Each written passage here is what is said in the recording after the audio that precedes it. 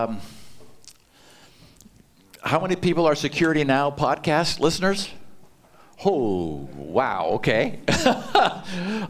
So, through the years, since I've been working on this crazy project for like 5.5 years, you've heard bits and pieces of this as I've discovered bits and pieces of this.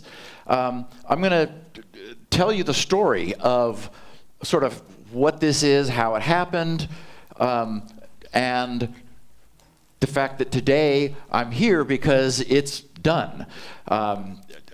We also have a couple of celebrities in the group, people who have written various portions of SQRL clients and components.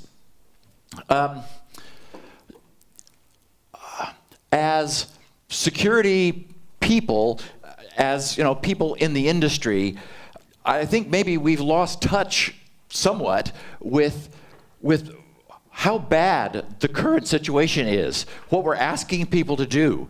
It's just a crisis of logging in to websites around the internet. And because I've been working at this for years, from time to time, someone will say, so, what are you doing? And I'll say, well, I'm excited about this thing I'm doing.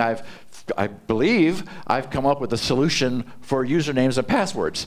And I get this blank stare. And they like, what do you mean? I said, no, we can get rid of usernames and passwords. Well, they don't believe it in the first place.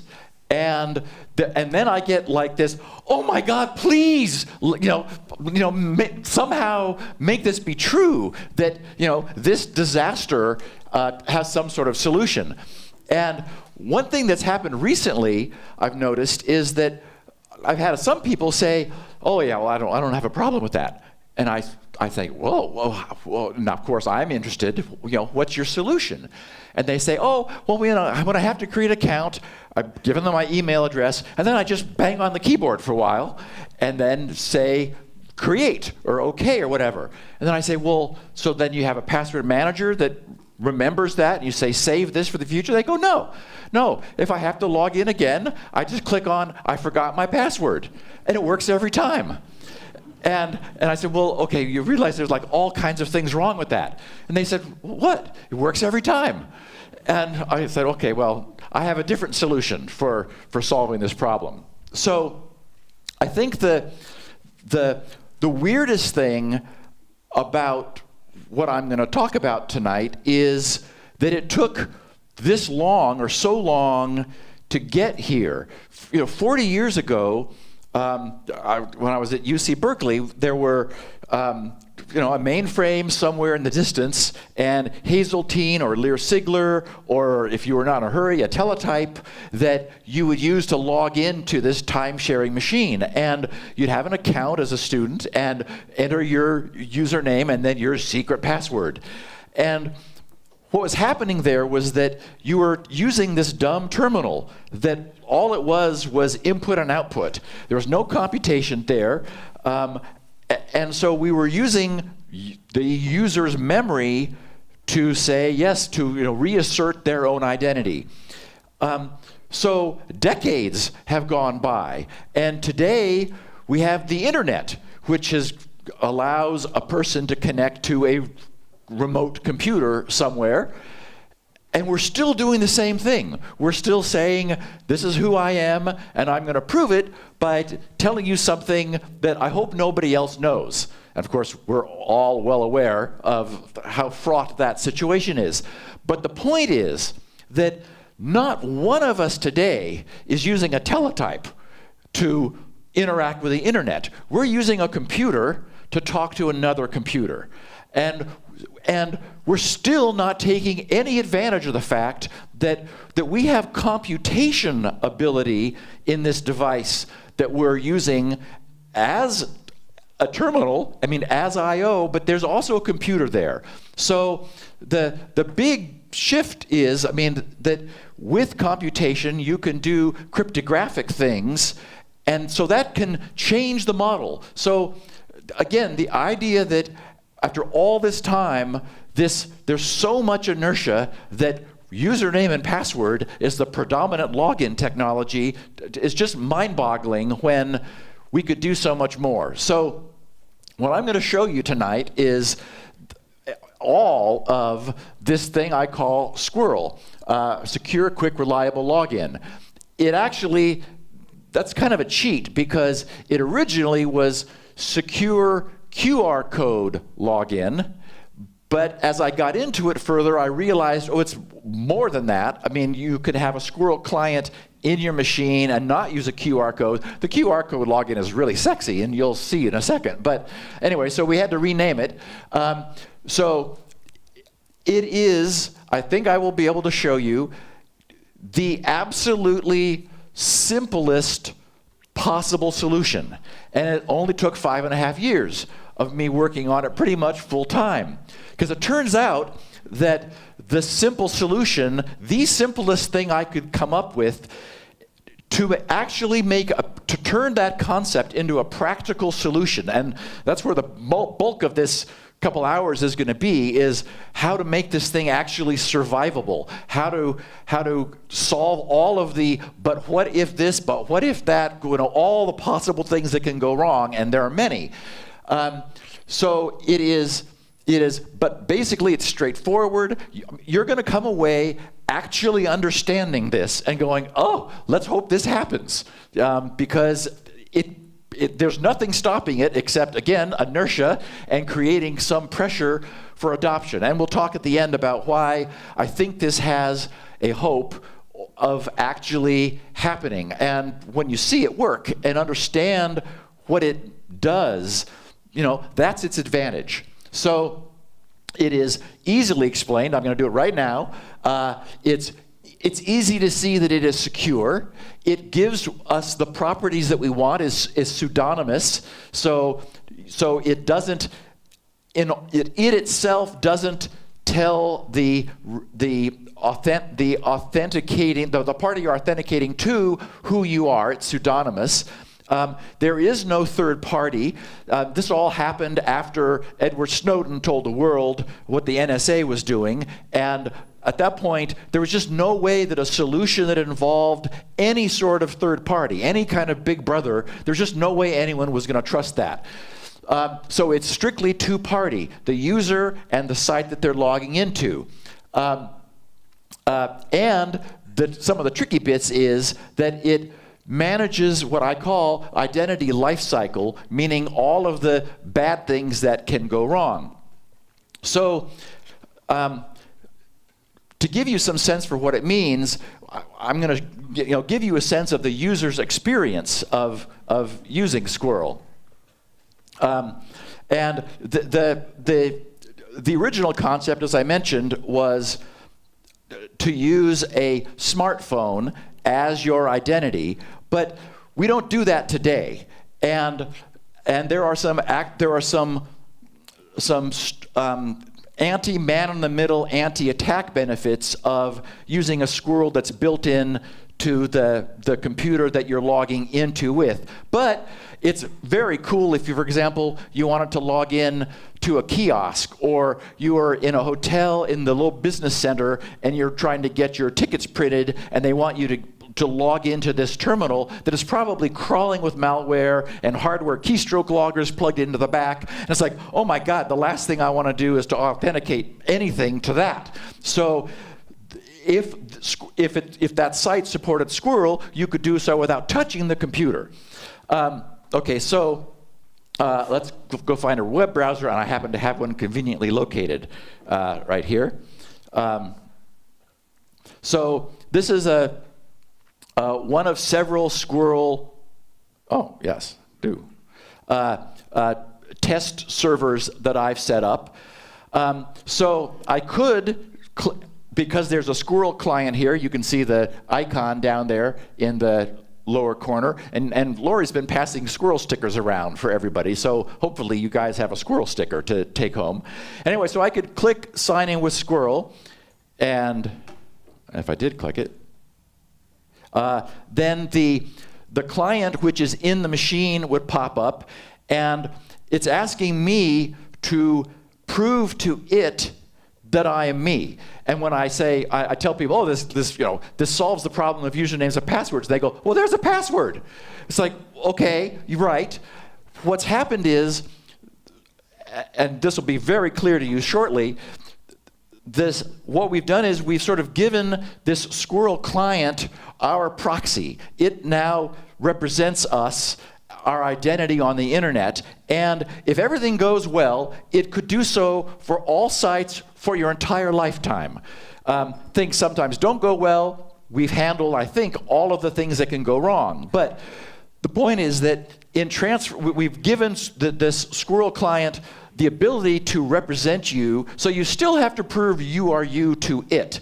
So the first time you are asked, and this is, I just booted the computer up, I have to give it my full password, which it deliberately takes a while to decrypt, as you just saw, and okay, I'm logged in. Now, that's not impressive in itself. That would take probably any of us an afternoon of JavaScript in order to produce something that did exactly that.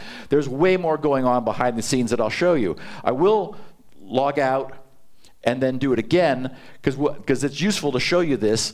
The second time, there's a different field, and it says enter the first, in this case, 4 characters. You can change your mind. We'll get to how this works in a second. I wanted to allow people to use a shortcut, and so it's just the beginning of my password and a much quicker decryption, because initially we're saying, here, this is who I am. Subsequently, you want to just say, I'm still here. This is still me in front of the computer. If you log out, if you change users, if the screen blanker kicks on, if X number of time goes on with no keyboard and mouse activity, a number of things can wash what we call that quick pass away, and then you have to reprove that you really are who you are. But the really cool example is to use a smartphone, and there's a little SQRL icon there, and it says scan SQRL QR code. So now I let it see the QR code, and I smile. And similarly, I'm now, hopefully, logged in as me. So let's go further, if I can push the right button here. The way this happened was, I was working on the podcast. Actually, the podcast was a weekly interruption to my working on the next version, the long-promised next version of SpinRite 6. And I was like, that was what I was doing. I was in it completely, spitting out test code, able to get a sense for how fast the new version was going to be. No more BIOS, working to the hardware, all the stuff that 6.1 will be. But every week, I had to stop in order to do the podcast. And I was, this new kind of crypto, elliptic curve cryptography, was something I wanted to explain to the Security Now podcast audience. And it's different than old school RSA-style crypto. Anyone who's familiar with cryptography, and certainly if you've been listening to Security Now for a while, you know that the key of traditional crypto is that we have, despite all of the efforts of the smartest mathematicians anywhere, and believe me, if you could solve this problem, you'd get a Nobel Prize at this point, no one has been able to figure out how to factor a really big, like 512-bit number, which is not prime, but it's the product of 2 primes. And it turns out that the way crypto works is that you can create a private key, which is just a very large prime number. And if you hide that private key by multiplying it with another prime, you can still use its properties. That multiplied result is the public key. And so the public key contains the private key, but it's hiding by the fact that it's been multiplied by another prime. And what's weird is that you'd sort of think, since prime numbers, obviously, by definition, are numbers that are divisible only by 1 and themselves, your intuition would suggest that, as you keep going up into larger and larger and larger numbers, since it can't be divisible by anything that came before, that you sort of run out of prime numbers, because there would have to be something earlier that divided that. Turns out that intuition is wrong. There is no scarcity of primes no matter how far out you go. So the way these systems work is they use a random number generator to make up a big, just 256 bits of randomness, and then they test it for primality, which we know how to do, it turns out. We can tell you if it's prime or not with a high degree of certainty. And so the random number generator just spits out a candidate private key, and then it's tested for primality. If it's good, then we get a second one. We save that one as the private key. We then get a second one, multiply them, and that's the public key. And again, despite the best efforts of the smartest mathematicians ever, no one has been able to figure out how to crack that apart again. So this system has withstood the test of time. When I was working on when I was bringing myself up to speed about the podcast, I ran across Dan Bernstein's page, this is it, on the net, that explained his curve 25519. And down here, he's talking about computing secret keys. And so I read this, and I formatted it a little bit better over here, so we'll go look at it, but it's the same thing from his page. It says, inside your program, to generate a 32-byte curve 25519 secret key, start by generating 32 secret random bytes from a cryptographically safe source. So you have an array of my secret from 0 to 31. Then do, and so probably most of us who program at all know that we're taking the first byte in the array, my secret sub-0, and we are turning off the low 3 bits of that first byte by ANDing it with the high 5 bits. Then the last byte in the array, we are turning off the 127, the high bit, and then turning on with an OR there, the 20 bit. So the point is that creates a valid elliptic curve private key. So I read that, and I thought, well, that's kind of cool. Okay, I'm going to explain that to the Security Now podcast listeners. And I don't know for sure how long it was between the time I read that page and I had breakfast one morning at IHOP, when in the middle of working on SpinRite 6.1, I thought, oh my God, that means that rather than traditional cryptography, where you just use a random number generator to generate candidates, to find a prime and make that your private key, with this form of elliptic curve crypto, the private key can be deterministic. It can be specified. You can say, I want these bits with the little bit of tweaking to be my private key. So it meant that for this kind of elliptic curve, the private key could be specified. And because I kept being dragged back to security every week while I was trying to be working on SpinRite, what that meant hit me. And so, in a nutshell, this is the SQRL concept: that there is the SQRL user establishes one master key for themselves. Over there on the far left, that 256-bit master key. That key's an HMAC, and for those who aren't up to speed on some of the details, cryptography has had a number of major events through its history.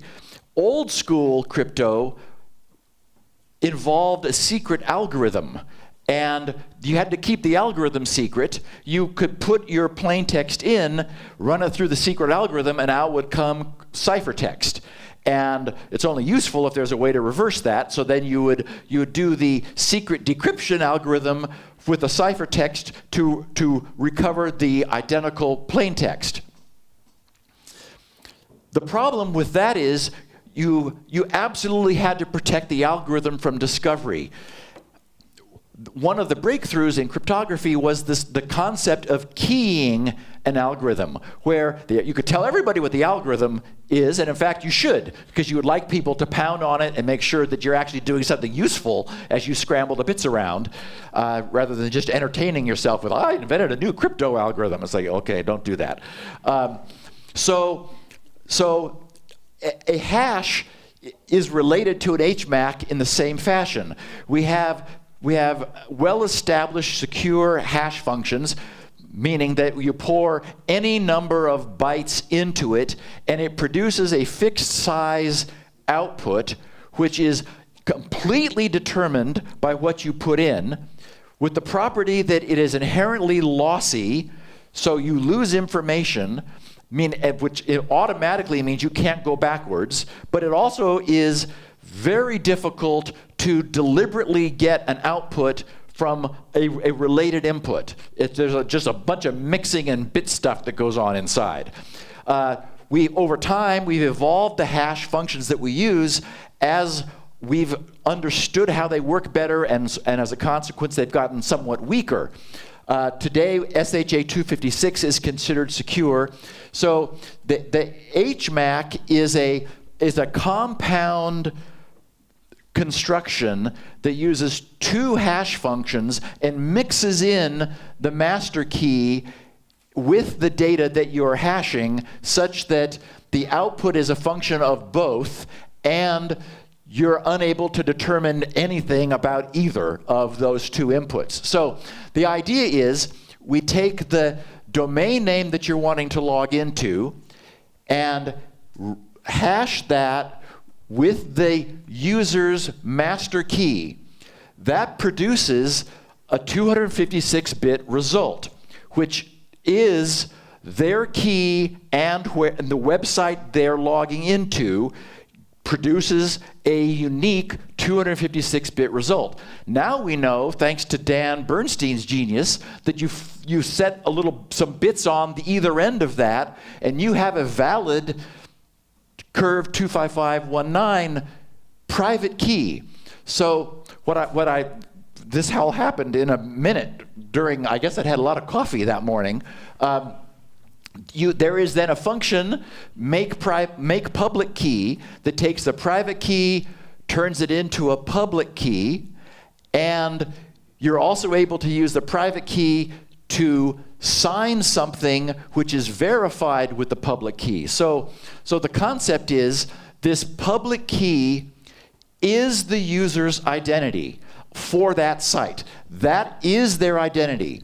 That's how the site knows them. The problem with a password is that it's a secret, and if that secret were to get out, you're easily impersonated by someone who has the secret saying, yeah, it's me, here's my password. And the recipient says, well, that's the right password, must be you. Okay, well, we know how fraught that problem is. What's different here is that part of the squirrel URL is a nonce that the server provides. It provides it only to prevent replay attacks, and unique nonces are easy to generate. It only needs to be unique for the lifetime of possible authentications, so it has a relatively low requirement for cryptographic strength. I like to take a 64-bit monotonically increasing counter, and there's a nice cipher that Bruce Schneier developed, and I can't think of the name right now. I have it in my slides.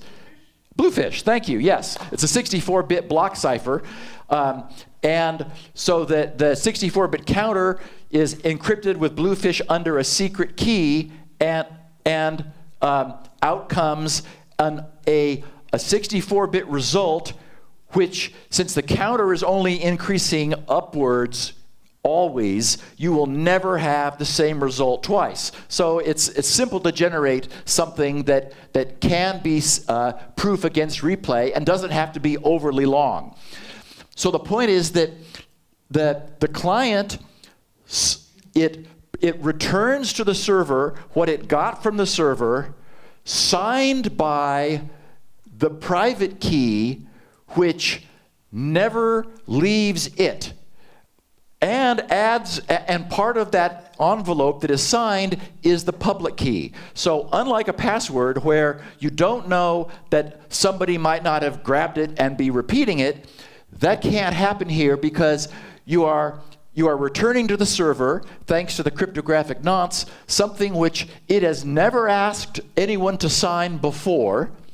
You're returning your public key as your identity and proving that it is yours and uniquely yours because you've signed that entire envelope with the private key that is related to the public key. And the server uses that your public key to verify the signature. So it sort of looks, this is out of place. It's got me 2 days ago also. It's like, okay, so pause. All of the crypto in the entire project is open. The project itself is open. When I first talked about it on the Security Now podcast 5 years ago, I put up a quick page and I said, I'm giving this away because this is too important for, well, first of all, there have been various proprietary attempts to solve this problem.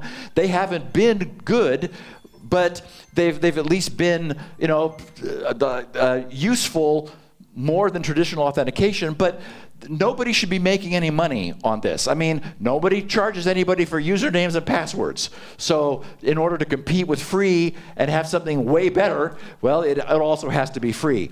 All of the crypto is public domain also. No intellectual property encumbrance. It's on GitHub. There's lots of bindings for pretty much every language you can imagine. So implementing this is actually very simple. So here was what I was expecting to see, which is the user's per site private key is turned into the public key.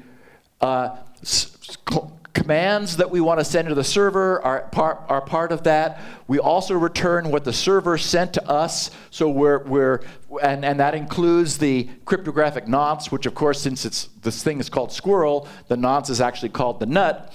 And then that is signed with the private key that never leaves, and we attach that signature to what we send back. So what the server does is it gets this envelope back from the client, basically the assertion of the user's identity, from which it takes the public key, which is how it knows the user already, and takes the signature that was attached and verifies it against the envelope. And so, I mean, again, it's not rocket science. It's just a simple application of cryptography. So, what does this mean? What do we have so far? Because we're hashing the domain name with a secret to produce a 256-bit identity for that user at that website, if all goes well, we potentially have a lifelong single SQRL identity. That is, you could get a SQRL client. The first thing you do is create an identity, and you can keep that single identity forever. Of course, there's bad guys, and there's the government, and there's malware, and there's things that can go wrong. We'll talk about how we deal with all of that stuff in a second. But potentially, and this is one of the major benefits, I think, is that once you are using the system, it's impossible to imagine something simpler and easier for the user to use, which is after all of the abuse that we've been putting the world through, is important.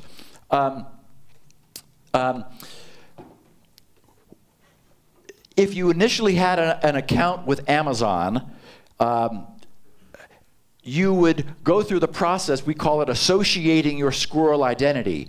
You would see, oh, look, Jeff Bezos has decided to support Squirrel, yay. So that'll make it easier for me to log in with Squirrel in the future.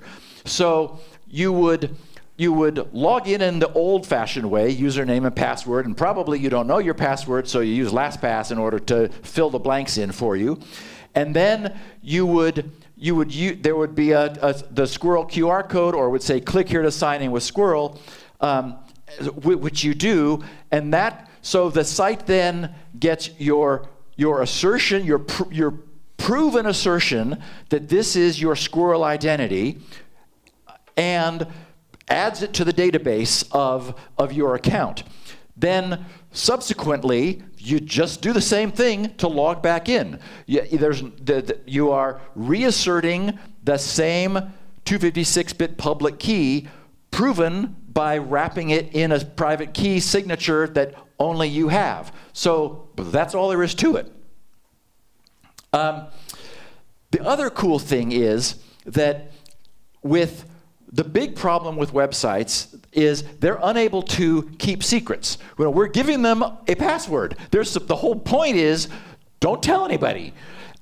They can't manage to keep their databases secret. They're escaping and being, aggregated and have I been pwned today, and all this mess on the internet. So what's different here is that the public key which the user gives to the server is their statement of their identity, but it is inherently a public key. And in fact, websites could publish their list of users' public keys. It wouldn't matter, because it's not the giving of the public key, it's the fact that you can sign something that has never been signed before with a private key that never leaves your client, which is verified by that public key. So my favorite expression is, Squirrel gives websites no secrets to keep.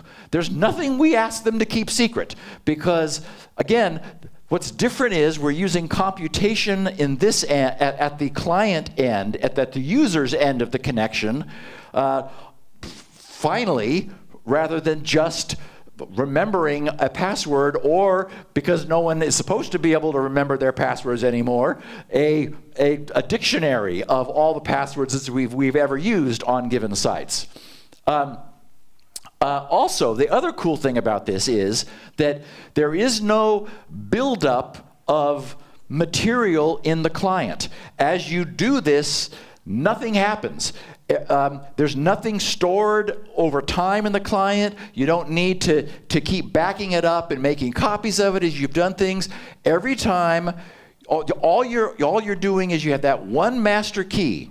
Every time you go back to www.amazon.com or example.com or wherever, the same public key will be generated. So the process is entirely determined by who you are with the master key and where you are authenticating, nothing to need to synchronize or to maintain in the client.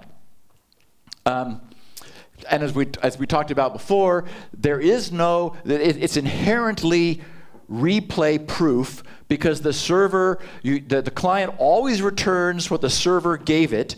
The server verifies that hasn't been tampered with as part of the protocol, but then verifies the signature. Since that contains a nonce, which is trivial to generate, there is no chance for a replay or reuse of that process. And this all happens in a one-to-one relationship between you and the website. Now, that's a mixed blessing, right? Because a lot of people are clicking the "I forgot my password" link, meaning that they're saying, "I got in trouble, I didn't pay attention, help me." With Squirrel, there is a transfer of responsibility to the Squirrel user.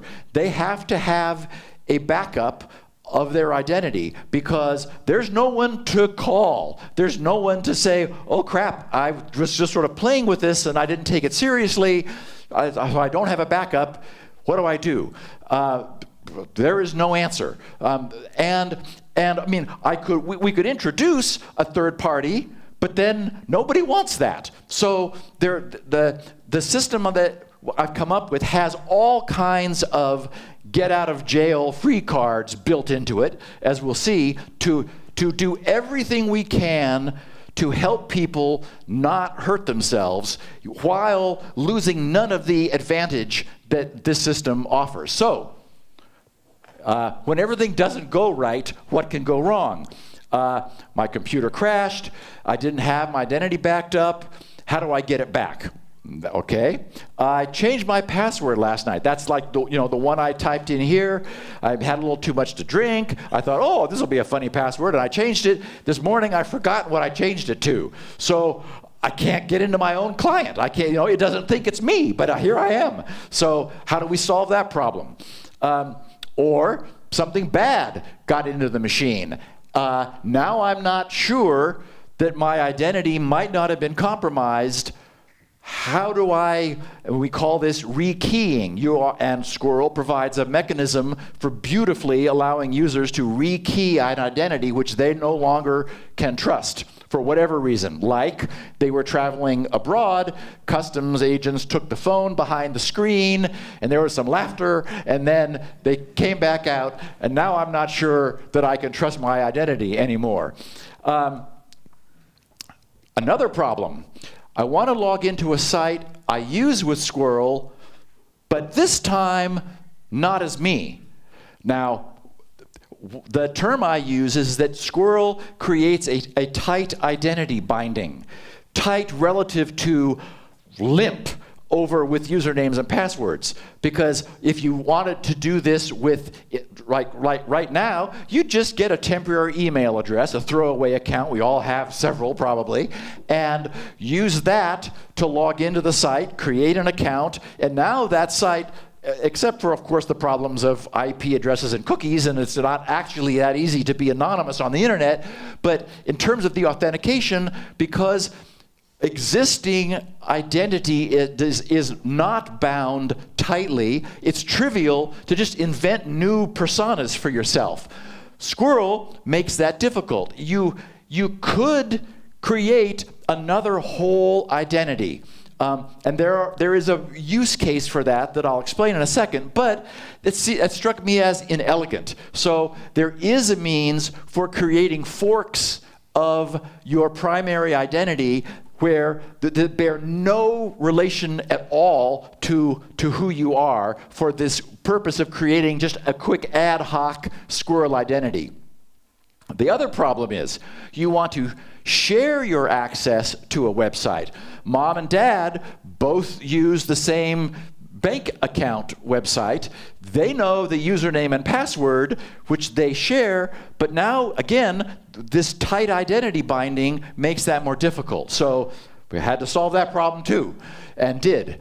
And finally, all the places that I've gone on the internet have my old style login. As we know, security is about the weakest link. So there's still an, oh crap, I forgot my password link there, which isn't secure. So how do we deal with the fact that we're wanting to increase the robustness, the true security of authentication in a world that still honors the old way of doing it? And we know that SQRL isn't going to just sweep instantly. There's going to be some phase over, and so how do we deal with the fact that the old approach is still around? It turns out we've solved all those problems, every one of them. So let's look at each one in turn. Backup. We all love gadgets, thumb drives, external drives, cloud storage, you name it.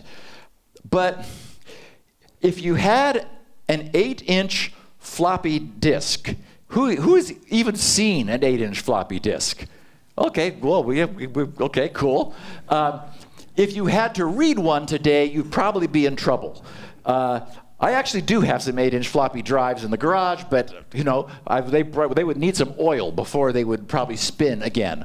And then there's zip drives and jazz drives and, you know, storage medium that has long since been viable. Or how about 9-track mag tape? Read one of those right now.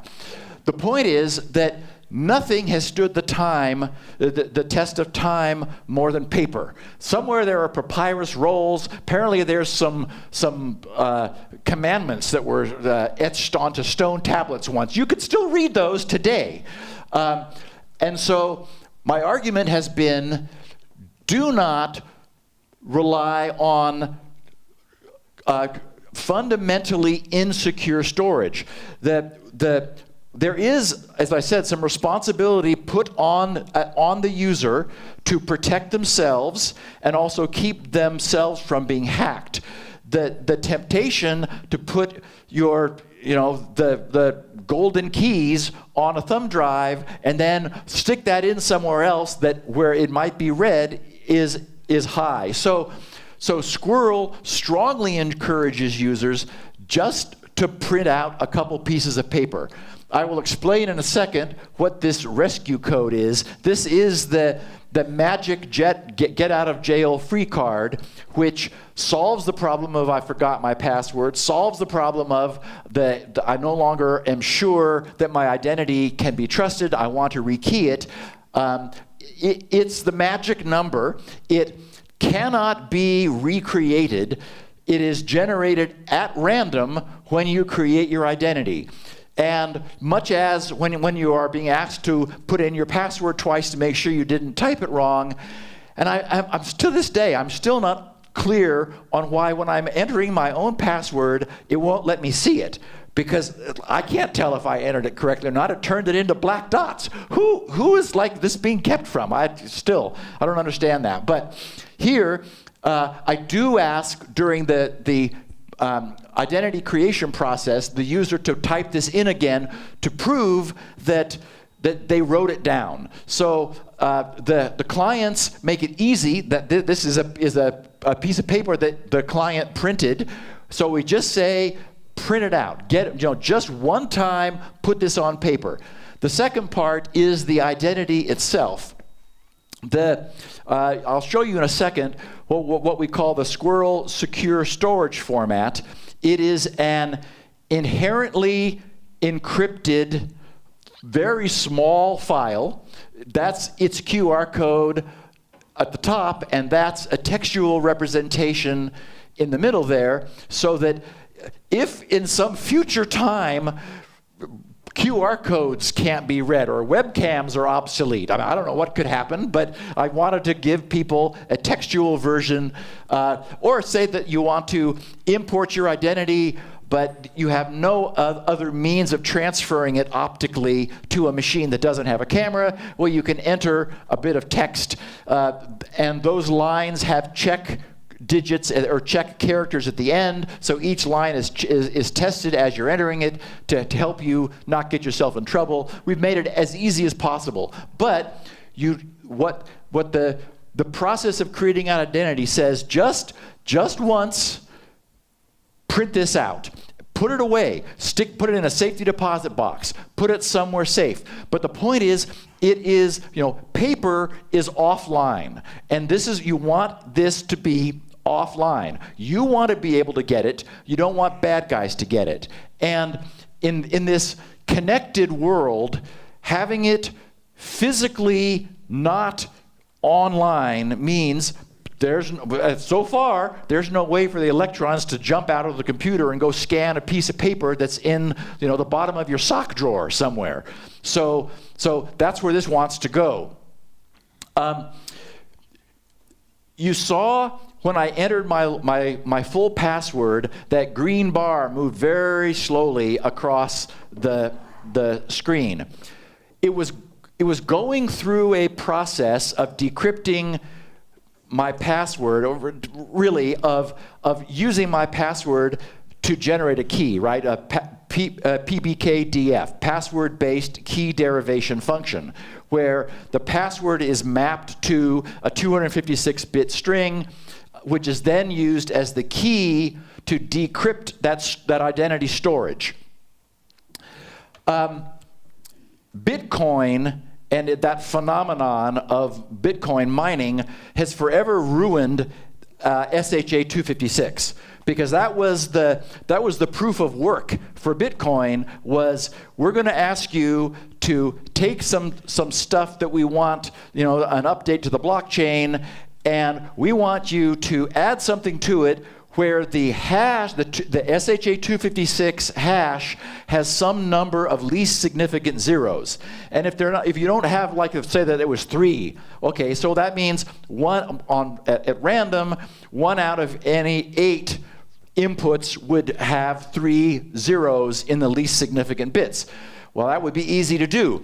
Over time, the whole self-scaling aspect of Bitcoin has increased the requirement for the number of least significant zeros in the output, making it increasingly difficult to guess what to add to what you are signing to produce all zeros. Of course, this is money. So immediately people program GPUs to do SHA 256 very fast, and then when the money continued to increase, they designed application-specific integrated circuits, ASICs, to do this at light speed. So the problem is that SHA 256 was not resistant to hardware-based acceleration. A guy named Colin Percival, who is a cryptographer, was creating a system, a cloud storage solution for Linux called Tarsnap, and he wanted a system that would be strongly resistant to any kind of acceleration. So he came up with this really cool, simple but cool solution he calls Script. The password that's input by the user is used to key a pseudo-random number generator, which fills a large memory array with what are essentially pointers of a length mod the array. So they don't overflow the size of the array. They're pointers that all point to other cells in the array. Then he does a pointer walk where goes to a cell, sees what that is, puts that into a hash, uses that as a pointer to the next cell to go to, puts that into the hash, uses that as the pointer to the next cell to go to, and just zooms around this thing in an order which was determined by the user's input, but which inherently requires a ton of memory relative to what ASICs have practically, or what GPU cores have practically. There is no way to speed that up. You could not use memory and algorithmically figure out what a given cell would have, but it turns out that's way slower than just having memory, filling it up once, and following all the pointer chain. So this is a memory-hard PBKDF that is part of the solution that I used for SQRL. The problem is that I couldn't use a massive amount of memory because we wanted SQRL to be able to decrypt the user's password in a what might be a memory-limited device, maybe not a mainframe or even a multi-gig desktop. So I had to keep the total memory constraint down to about 16 megs. So even when the parameters of script were set to their slowest operation for a reasonable size of memory, it was too fast. So I developed this notion, what I call nscript, which is an iteration of the use of script where all of the partial products in the chain are XORed together. And the cool thing is you tell it how long you want it to take. So it iterates until X number of seconds have passed. It defaults to 5. So when you type in your full password on this machine at its speed, it takes 5 seconds. So basically this just keeps running this thing along until 5 seconds have elapsed, and then that's the result. We count the number of iterations and store that so that when you are putting your password in to decrypt your identity, we don't use time, we use the iteration count, so we end up with the same output number. So this is excruciatingly slow. It makes sense to do it at the client side because it's just me and my phone or me and my laptop. You could never have something that took 5 seconds on the server, or you couldn't have hundreds of thousands of people logging in there if the server had to take 5 seconds per login. So this approach is only practical for client-side authentication, not server-side. But of course, SQRL is all about the server side. This is for proving that you are who you say you are to the client. And the second piece of this, we'll see in a second, is something called nhash, which is sort of the same thing. In this case, it's just fixed at 16 iterations. My concern was that there are a couple places in what you will see in the next slide where it's really important to the security of the system that the hash not be reversible. And the history of hashes has been that over time, our computing capability gets increasingly quick. Additional science, computer science, whittles away at the security. So we see things, for example, like SHA-1, which was great for a long time. It's like, we're not really that sure about it. Where if we, hashes internally have some number of rounds they go through. And so there are instances where reduced number of rounds are beginning to show some weaknesses, still not at the full, recommended count, but I think SHA-1 was 24 rounds, and 20 is kind of soft. It's like, ooh, the margin of security of an additional 4 rounds, that's a little sketchy. So anyway, I wanted to use standard crypto so that I wasn't pushing anybody out of a standard library, but I wanted something stronger than SHA-256. So I just thought, fine, we'll do 16 of them, and we'll take all the partial products and XOR them together, and there's no way anybody's going to take the final output of that and go all the way back to what was put in on the front end. Maybe overkill, but that's the way it is. So in terms of problems that we want to solve, we have the oh crap, I changed my password and now I forgot what it is. And as we said, there is no one to receive the I forgot my password link click, so what do? This rather daunting flowchart, actually if you study it for a while, it's not so complex. Somewhere, where's Daniel? He knows, he implemented there he is. We have in the audience here, Daniel, person who did the Android client for SQRL. And also Rasmus Vind is here somewhere. Oh, there he is, next to Daniel. You guys remember Rasmus. He did integrated the SQRL forums written in Zenforo into SQRL, because I couldn't very well have SQRL forums where you couldn't use SQRL to log into them. So I thought, okay, we got to solve that problem. Okay, so let's see. I think this works. Yeah. So the value that I've been talking about as this 256-bit secret is there. For reasons that will become clear in a minute, we call that the identity unlock key. It's probably more correct sort of to call it the absolute grand master key. The point is that you can see this then flows through that nhash function, that where we absolutely don't want to be able to ever go backwards to create the identity master key, which is then encrypted with GCM. Here's where the user puts the password in that they want to use.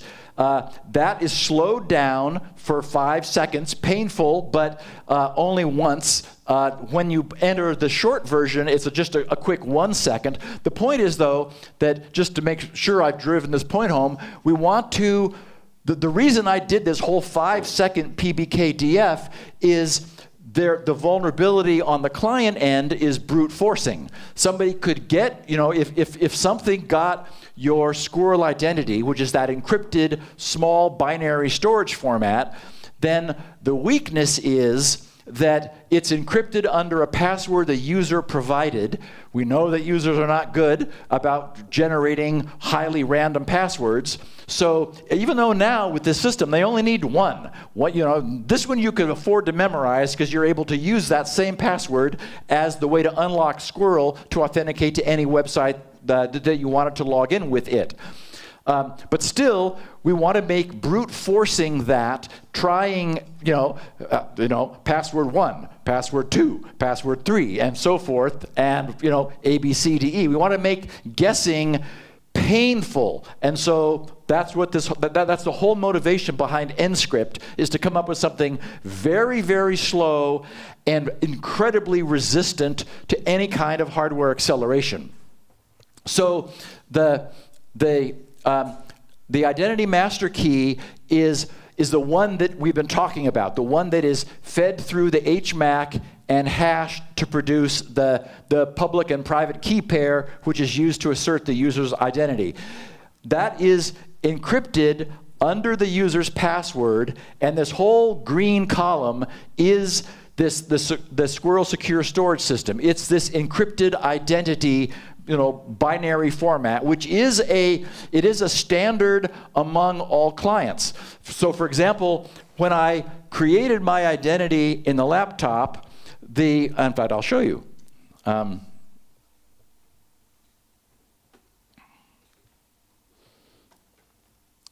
So here's the SQRL client for Windows that I wrote. And the settings screen that we'll come back to and take a look at a second.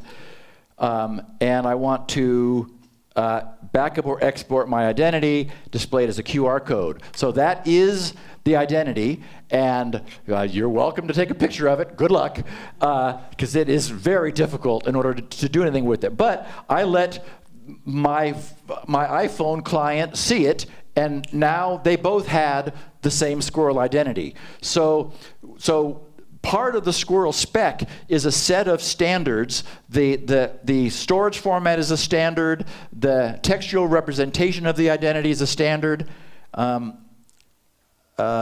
Store in a file, print. Yeah. Copy it as text. I could copy it as text, then put it on Notepad. Again, all of the export is in encrypted form, so there's no danger of it being found. But the danger is in you losing it. So the reason you're printing it out on paper and backing it up, it's already deeply, strongly, acceleration resistantly encrypted, but you just want to make sure you don't lose it. And as SQRL is copied among your different devices, your desktop at work, your PC at home, one or more smartphones, you automatically have backups of it on those other devices. In every case, very strongly encrypted. So the rescue code that we talked about, that 24-digit code, is pulled out of thin air, high entropy, 24 digits.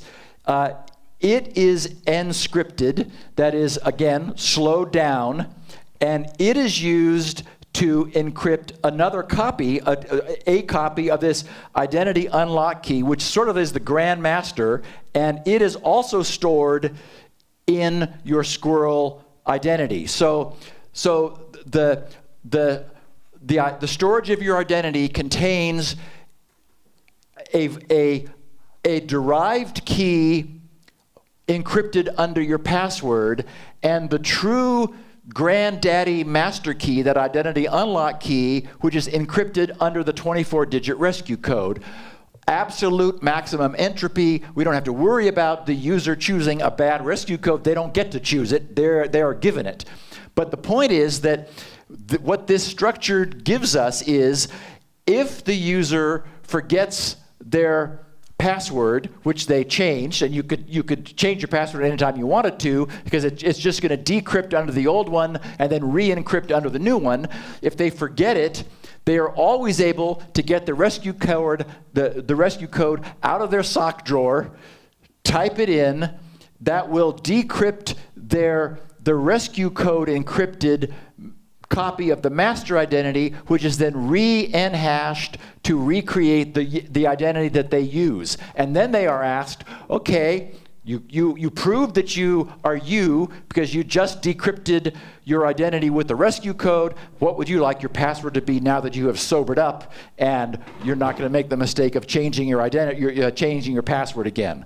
So that gives us a means for, as robustly as at anything I've been able to come up with, giving people a means of getting a lost password back with this single requirement that there's sort of a master key that is never used. You don't need to use your rescue code at all during normal use of SQRL. It's never stored in the client. It's printed once at identity creation, and then, as I said, stuck in your sock drawer. Okay, so what about I have created an identity, I've been using it on a whole bunch of websites, this is great, but now, for some reason, I'm worried that I'm in trouble, that maybe my identity is not something I can trust, that hasn't somehow escaped my control. So this is something that actually took an awful lot of coffee. And no, really, it was one of those situations where I knew what I wanted, and I needed lots of pages of engineering pad and a big eraser to just screw around with all morning at Starbucks, trying to come up with a solution. The identity lock works, and I'm not completely sure how. But the equations all make sense, and the diagram I drew convinced me that morning that, okay, this is right. So the way I can explain it is this identity lock gives the SQRL client the ability to make an assertion which it is unable to prove. That is, it can create new assertions, but it does not have the ability to prove it without the rescue code. And so that's the key. We call it the identity lock because we want to make SQRL, the whole SQRL solution, as hack-proof as possible, so that once you establish your SQRL identity with Amazon, just to continue using that example, we don't want a bad guy to be able to replace your identity, to in any way remove your identity or change it. It wants to be locked in place at a given site. But in the event that something bad has happened and you're no longer sure you can trust your identity, you want to be able to change it. So essentially, we needed sort of a hierarchy of trust. We needed a level of trust that was higher than what you would normally use during the day. And the reason is, it's what you would normally use during the day that is at risk of being stolen, right? It's what's on your phone. It's what's on your laptop. It's what the border guards, took from you. So the thing you're using during the day can be used to create new locks with new websites that you visit, but once that identity has been associated, it cannot be changed without the rescue code. This does that, and I have no idea how. Well, I do actually have some idea. It's a little bit easier to understand if you look at it from a block diagram. It is explained on the website and on the GRC's documents. Oh, and I should mention also that all of this is online. In a series of 4 documents, which completely lays out everything that I'm talking about, how the entire system functions, for anybody who's interested in understanding it more deeply or hopefully implementing versions of it. We have an Android client, Daniel also wrote the WordPress plugin, so we've got more than half of the internet covered for SQRL authentication for anybody who wants to add it to a WordPress blog. An iOS client, I wrote the one for Windows. I made sure that it would run under Wine so that we're able to operate under Mac and Linux if we have Wine available. And there are other pieces of work that are being done. There's a server side written in Go. If you go to GitHub and put SQRL in and search, you'll find all kinds of things. And am I getting the hook? Going to take a pause? Want to take a break? I think we should have a short break. Okay. Do you want to? This secure storage system is also an integral part of SQRL. There are 3 blocks of data that are encrypted under different keys. The first one encrypted with the user's password, so when you provide the password, they're able to decrypt it. The second one encrypted with the rescue code, which is where that sort of the grand master identity is stored. So when the rescue code is known, that can be decrypted, which allows the recovery of the other. And then encrypted previous identity unlock keys.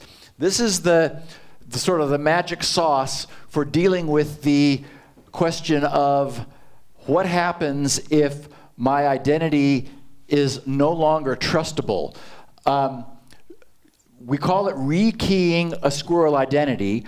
What that means is essentially creating a new SQRL identity, remembering the previous identity, and when a SQRL client identity contains any previous identities, it essentially double signs what it's doing.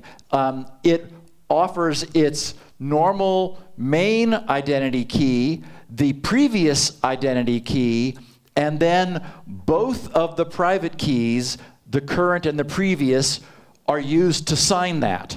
So when you think about that, what that means is that if the user rekeys their identity, they're saying, okay, I can't trust this anymore, I want to replace this on the internet.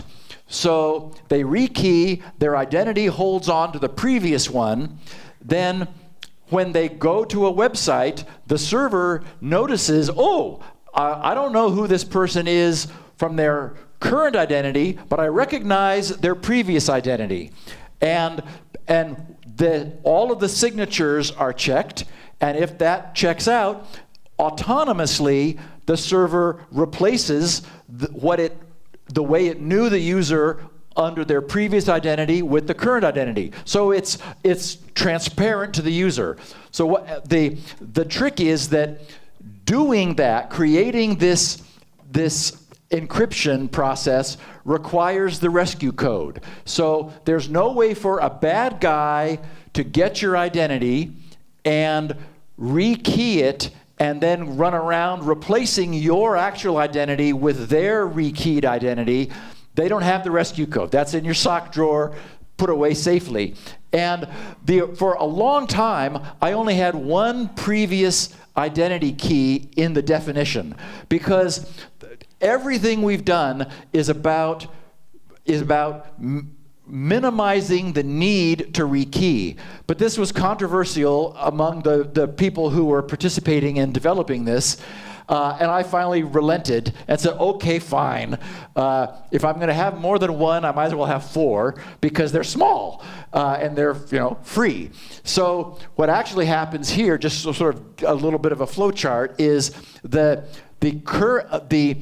encrypted, the identity encrypted with the rescue code there in the middle on the left becomes the encrypted first previous identity unlock key, and the rest of them get pushed down, and the poor fourth one there on the end is discarded. But again, rekeying is not something you should ever need to do.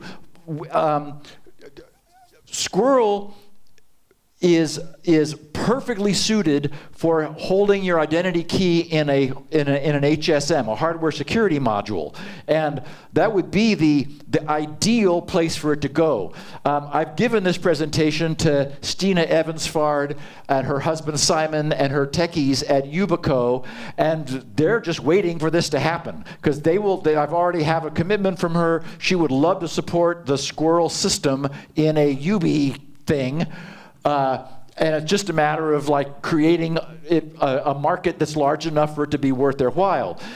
You can imagine that having your identity, having a system that allows you to have one identity that cannot be stolen, that can be used for your lifetime throughout the internet, would be valuable. And they don't overcharge for these little UB things, so the whole thing seems very practical. We just have to sort of get this thing to happen. I also mentioned the problem of wanting to, even though SQRL is binding you tightly to your identity, there are instances where you don't want to be known by a website that already knows you as who you really are. You want to be somebody else, somebody anonymous.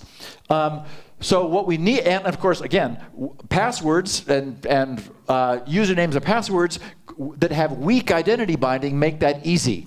So turns out there was an easy solution to this. We call it the Alt ID, and an option when you're logging in with the SQRL client is to provide an alternate identity string.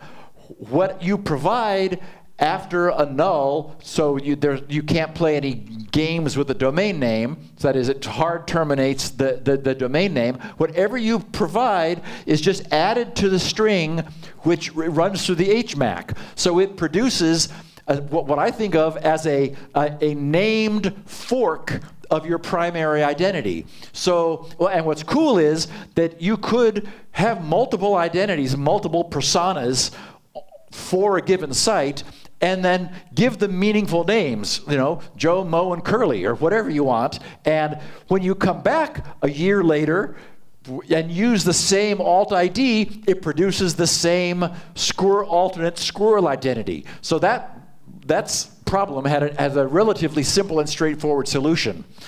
I have here in the slides that I was going to give you guys a demo of what we call managed shared access, but I'm going to cut that out. I'll explain it to you quickly just because of time, because many of you have asked about having a Q&A, and I want to make time for that, and we lose the room around 9 o'clock. So this is the problem of mom and dad both want access to the bank website. Right now, of course, they have a username and password for the household that they share for any of those things. It would be possible, certainly, SQRL lets you create additional identities, but the whole concept is just to have one so you're not getting confused which one you're using. It's been sort of the hardest concept for some people to grasp, is that with this system, you really, really, really are a new entity when you go to a different website. There's no way they can track you or link you or tell who you are. There is not a need for multiple identities in the normal case. But an instance where you might need that is if a website did not support what we call managed shared access, in which case mom and dad would create, the us identity, and they would each have an us identity in their clients and be able to switch to that. My client discourages the creation of additional identities only because I'm trying to I recognize this is a new concept. Everyone knows how usernames and passwords work. Eventually, maybe everybody will know how SQRL works, and this will just sort of it'll be, well, of course that's the way it works. But at this point, it's still new. So I want to make sure that people don't go thinking they need to create an identity for every website they go to, because that's, of course, the whole point is to avoid that. Managed shared access is a facility that a website can support to manage the sharing of access to it by multiple Squirrel users. The mom and dad, for example, would each be flagged as having manager roles, and manager roles means they can invite their kids to, it might be Netflix.com. They can invite other people to authenticate and be known to the site and to share the account. The way it's done was not any rocket science. That you create an invitation, which is a long numeric string. You provide that to someone you want to invite, and when they log in there, the site says, "Don't know who you are. Do you want to create an account? Do you want to associate yourself with an account, or do you have an invitation?" And if they put that invitation code in, then it knows who they are. The invitation identifies what account they are authorized to join, and it joins them.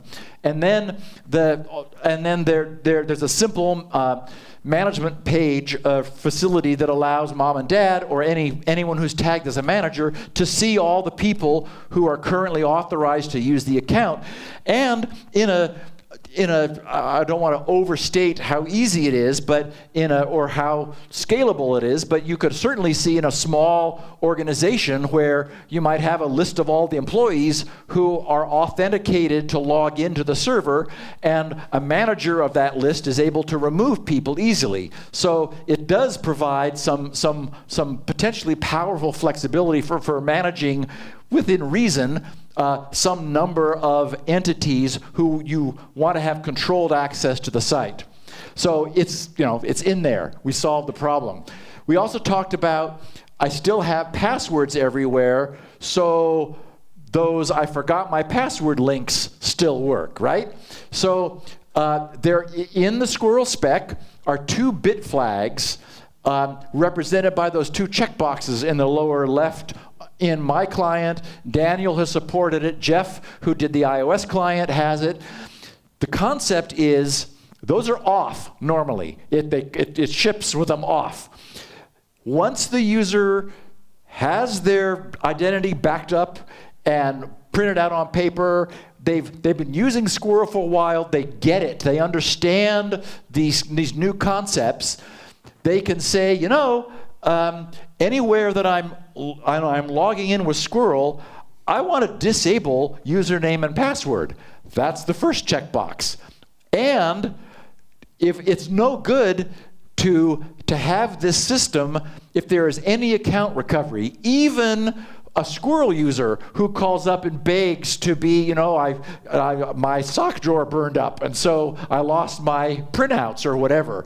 The point being that we needed a way, if we're going to be serious about this system being truly secure, to ask websites to only honor Squirrel and deny any possible account recovery. Because of course, impersonating people, we've just been talking about, the whole deep fakes problem, and we're moving into an era where you're not sure who you're talking to on the other end of the phone.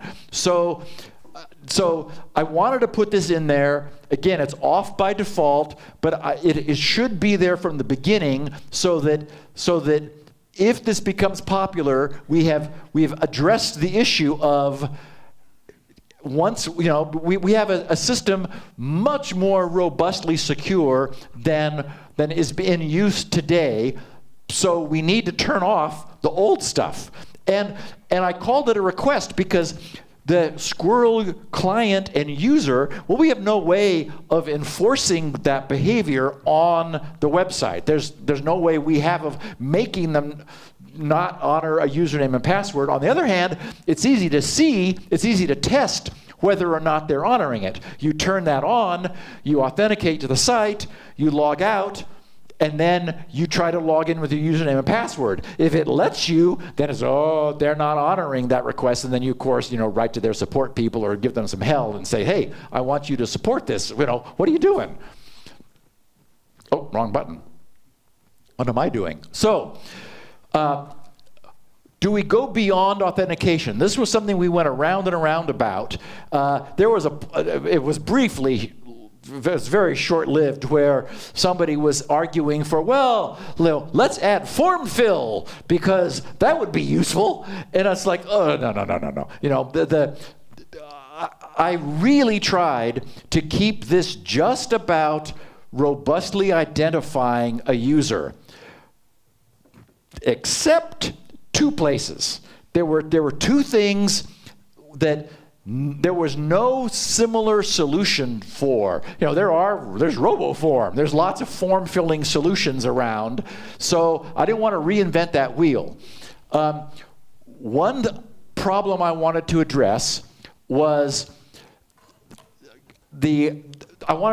again, this is one of those things I wanted to put in there from the beginning. Even if it's not used initially, at some point, some website's going to discover it and go, this solves the problem that we've had. The problem is the website wants to store information on behalf of the user that it cannot decrypt. It wants to securely encrypt something that it has no access to. That, as I've just said, we're not giving the website any secrets to keep. The public key is a public key. There's no security requirement that it be kept private.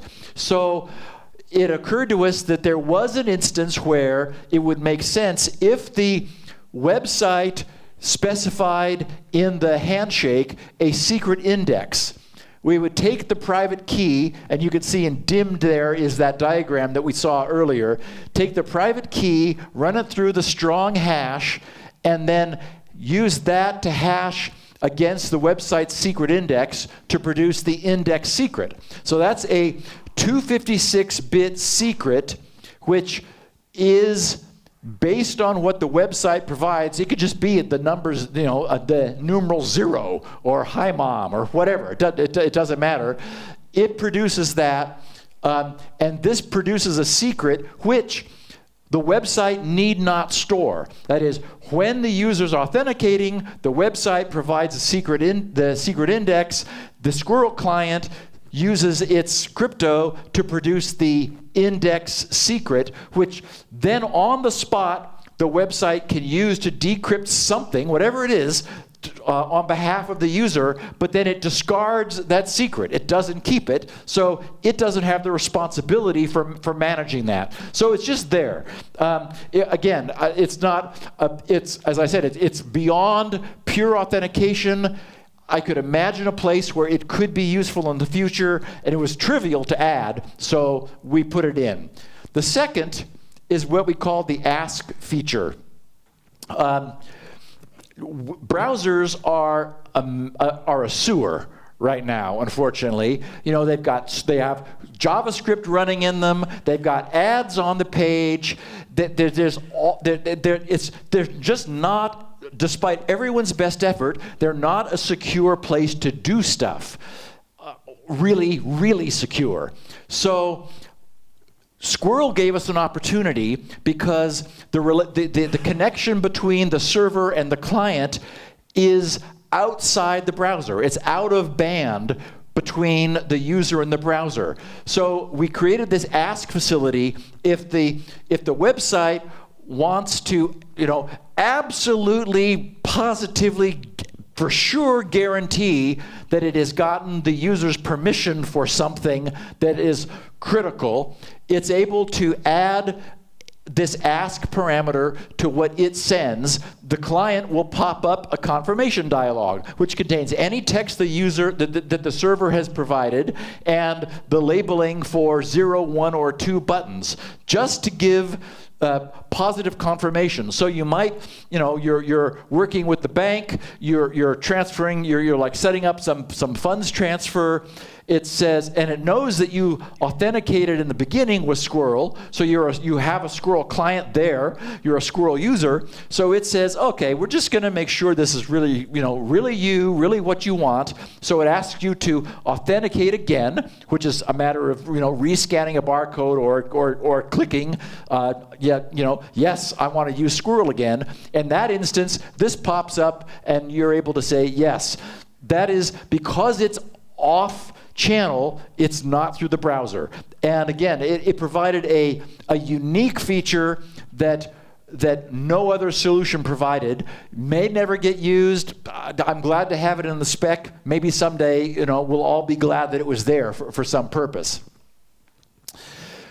The man-in-the-middle threat is something that we've spent a lot of time looking at because you can't read that QR code that you're scanning. You're clicking on, sign me in with Squirrel, and you're not looking at the HTML code that JavaScript may have invented on the fly. So one of the things that I wanted to do was to see whether Squirrel could provide very robust protection against spoofing. One of the best ways is to look at the IP address of the web page that initially requested the log me in with Squirrel and the QR code, because those go to the Squirrel server. It sees the IP of the requester, and make sure that it matches the IP of the client. That is, that the subsequent Squirrel client interaction is coming from the same machine. That's strong protection, because if there were a man in the middle who were intercepting communications somehow, they would have a different IP address if they were modifying the browser session in order to spoof the page. That's strong protection, but it's not bulletproof, because if the bad guy were behind the same NAT router as you in a large organization, for example, well, then you and the bad guy are both going to have the same public IP address. So Squirrel does strongly enforce this comparison of IP address. That's built into the spec, but I wanted more. And this is another one of those instances where it was a few summers ago, I just stopped all work on Squirrel and spent afternoons, many, trying to really understand, what was the problem? What was I trying to prevent with man-in-the-middle attacks? And I don't remember exactly how this went, but I came up with a proposal. There was some back and forth discussion in the news group, so it wasn't entirely, I don't think it was entirely what I originally proposed, but the concept is so cool. When you're on the browser, you click sign in with Squirrel.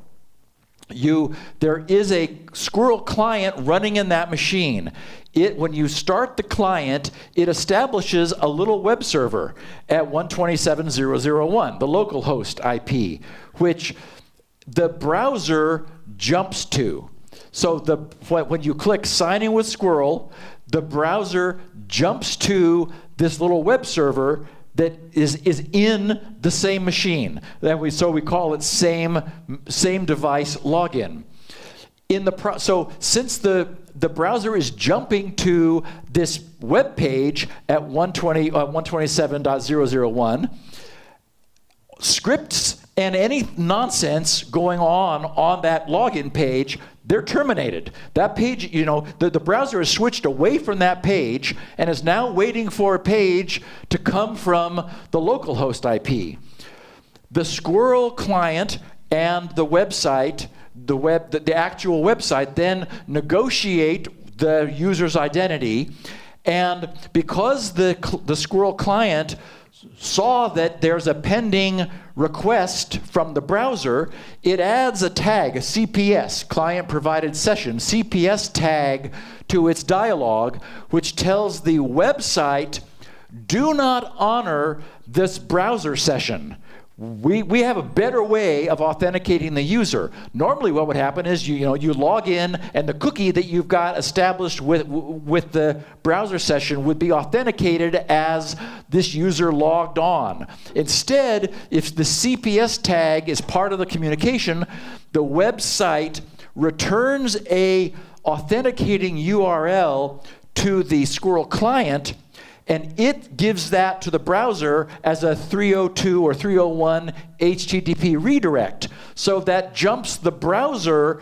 The browser's request for a web page is answered by, no, go over here. And so that authenticates the browser's session in a way that completely cuts out any man in the middle, because no man in the middle that may be filtering traffic is able to obtain that URL. That's between the website server and the local client. So it is the strongest anti-spoofing, anti-man-in-the-middle protection that, that as far as I know, that exists today. It does require that the SQRL client and the browser can communicate. In other words, they're in the same machine. So unfortunately, the super sexy login by looking at my QR code, we've never figured out how for a client-provided session that you get back in your smartphone, how to get that to the browser in the desktop in a secure way. Even if you use the webcam, if we like showed a QR code and said, yeah, here's where here's who I am. Well, that page could be from the bad guy, and so the bad guy would be capturing the authenticated session URL, and we haven't really achieved anything. So you can, if you use your smartphone to log in on your smartphone, you get the benefit of this protection. But in the case of the optical login, I've never figured out how to get that back. Now, again, this is 1.0 of SQRL. The first parameter of the communication in both directions between client and server is the version number. And you can imagine that in the future we could come up with solutions to this. It's just that within today's current framework, there wasn't anything I could do without the World Wide Web Consortium and Microsoft and Google, or changing Chrome or something. But it's certainly possible to harden this, to add that to in some fashion to cross-device login, but not without some interest from additional third parties. And I already talked about that. One of the really cool things, how am I doing on time? Okay. One of the really cool things about SQRL is the ratio of burden between the client and the server. Daniel, who has written a full SQRL client for Android, knows how much work that was. And I wrote it for Windows, and I know how much work that was. The point is that most of the complexity for the SQRL system is in the client, which is where you want it, because we only need a few of those. We need a good one for one, or it would be fine if we had more than one, but we only need one for every platform where users might want to be able to use SQRL to log in. Whereas we want all make and model and manner of websites to be able to use SQRL.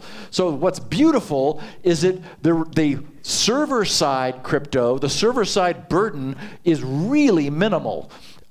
We talked about the need to generate a nonce, and there's Blowfish, the name that I couldn't pull up on the fly earlier, which encrypts a 64-bit monotonically increasing counter to generate a fresh nut. That's trivial. The server needs to verify that the client returned what the server sent. So the server could add a MAC to what it sent, or just store a hash of what it sent and compare it with what the client sends back to make sure that there's been no fussing around on, during this query response loop. And finally, it uses some functions in libsodium to verify every signature that was provided by the client. That's all there is. And the server stores the 256-bit public key, and then there's two objects, 256-bit objects for that for the unlock information, for locking the identity and preventing bad guys from changing it. So, 3 256-bit keys is all that you have to store server side. So I very much like the fact that that the work is in the client, not on the server side, because we would like lots of servers. I mean, we have clients now pretty much for everything. Now we need server-side support, and it's trivial to add that to existing systems. Rasmus Vind implemented SQRL for the Zen4 forums written in PHP in some framework that I looked at and my eyes just glazed over. It's like, holy crap, I hope I don't have to learn this. The good news is I didn't, but neither did I want to ask Rasmus, who is doing this as a volunteer, to learn SQRL, because interacting with it's simple on one hand, but it's not nothing. So in order to make it easier for him to support SQRL for the SQRL forums, I ended up defining a SQRL API, which essentially abstracted away all of the SQRL-ness from the server's interaction into a separate block. So you could have a website that natively understood SQRL, or you could have what we call the SSP API, the SQRL Service Provider API. That could be a separate thing that the website talks to. And it's a very simple HTTP query response protocol, which is in fact, Rasmus was surprised how quickly it came up and worked. It just like, oh, this works. We had a couple little startup glitches, but no, those took a day to resolve. So I like this also because, and this is again part of the standard, and it's fully documented. In fact, I stole this from the documentation. It makes it even easier for a server to support SQRL because it has to do nothing except generate some simple HTTP queries and look at the responses. Also, even though SQRL doesn't require a third party, it is not federated identity hostile. You can imagine a situation, for example, where the US government might want to have a government identity for its citizens, and whether it's you're going there for the IRS, or maybe voting someday, or Medicare or something, some various government services, there's nothing to prevent an authentication domain from being presented to the user at various different government domains, because it's the URL in the SQRL QR code or behind the SQRL click to log in. That's the URL that the SQRL client jumps to perform this authentication. So that server could then have a back-end connection to whatever website you were at in order to say, okay, we know who this person is, and so you have one identity that spans multiple applications. So it is certainly compatible with that as well. And of course, we have because the identity is tightly bound to the domain. We have the question is, okay, what if a facility's domain name changes? Well, we know that at a different domain, you're going to have an entirely different public key, a different persona, and there's no linkability between them. So there is no elegant solution, but there is a solution, which is you're logging into the property at the new domain name, and it doesn't know you. But of course, it knows that it's just changed its name from, or maybe it's Big Fish buys Little Fish, and so it wants to migrate all of the Little Fish users over into Big Fish. So they know they did that, and so if a user authenticates and is unknown at bigfish.com, the page says, were you a customer of Little Fish? And the user says, oh, yeah. And so we give them the littlefish.com SQRL login, click here to log in, or a QR code. from the attempt to log in to Big Fish, we have their squirrel identity at bigfish.com. Now, from their successful identification under the old domain name, littlefish.com, we have their old identity. So we're able then to migrate them from who they were at Littlefish to who they are at Big Fish. So the domain transport problem has a solution. Again, it's not as seamless as I would like it to be, but domain names are not changing very often. But there had to be some solution for, well, but what if? Because the whole point of this is that we've, deeply solved this problem. So what do we have? Single master identity that could potentially last your lifetime, that you get to use for anything. Oh, and when I was talking about this 2 nights ago, after the presentation, I remembered another cool thing that is possible. I'll just plant it in your brains. You could have a poster with a squirrel QR code printed on it. That is, so far we've seen dynamic QR codes that are being generated on the fly. If you refresh the page, you get a different one every time because there's that nonce in there, right? So you could print a squirrel QR code on a poster, and if you were to scan that with your smartphone app, the client in your smartphone would go to the domain encoded in the QR code. There is a provision for what we call, of course, stale nuts. And so the server would say, whoa, this nut is stale. So it's able to send back to the client a fresh nut and say, use this to authenticate, and you then succeed. So that means that we do not actually need dynamic screen-based QR codes for this whole authentication system to function. It can work with static printed QR codes, and I haven't even thought about what the applications are for that, because there's all kinds of things you could do.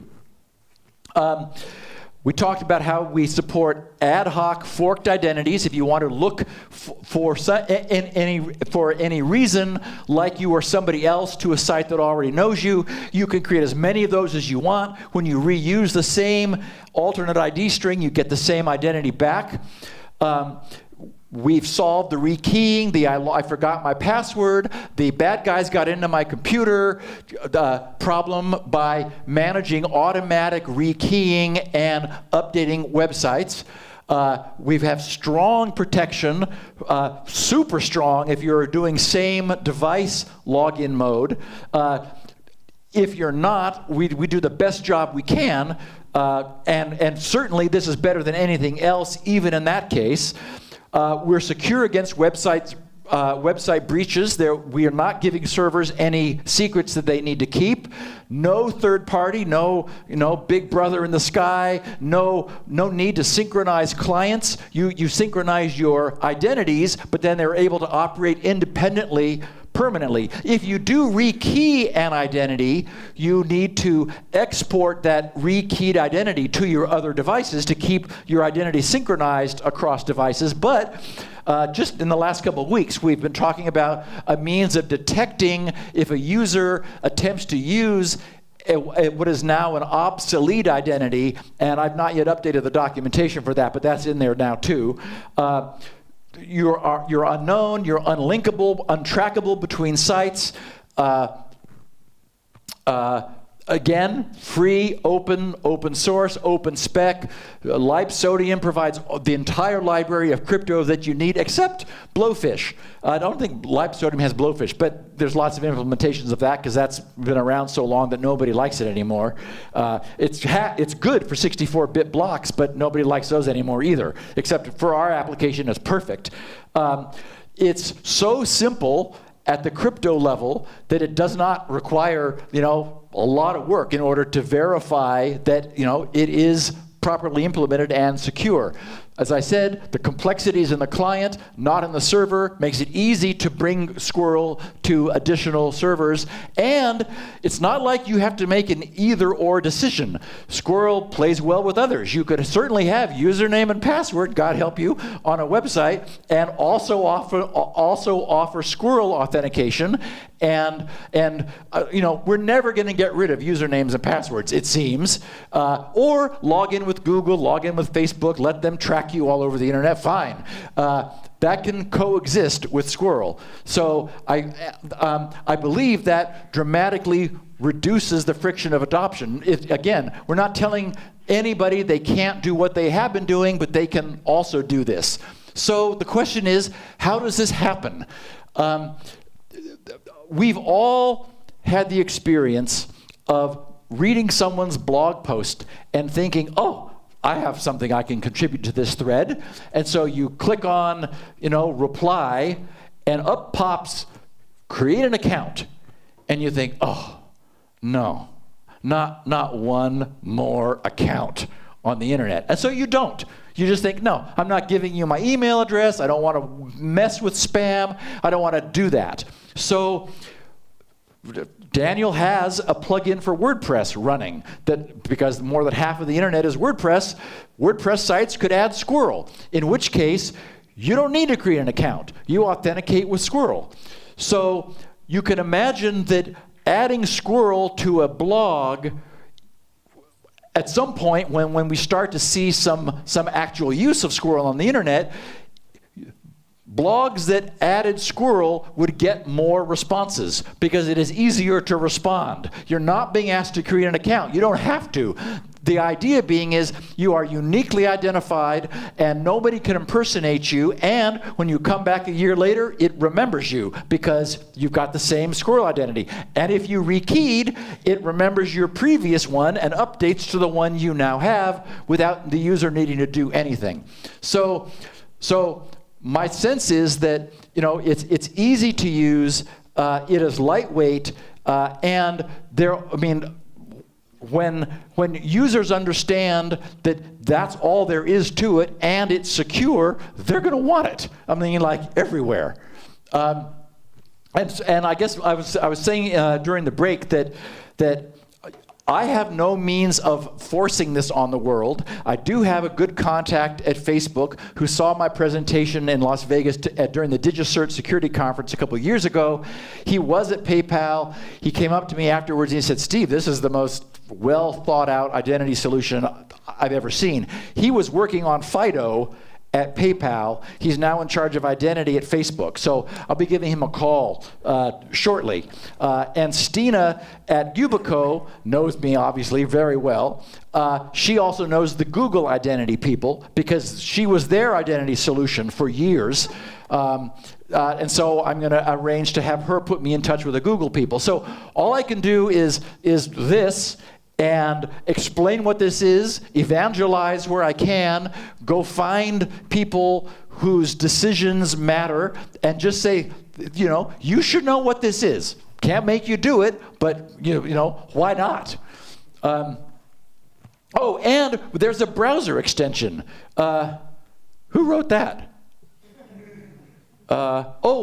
Someone whose name is JAAP has a browser extension that runs under, he wrote it in Firefox, it runs under Chrome, so it'll also run under the Edge, the Chromium version of Edge shortly.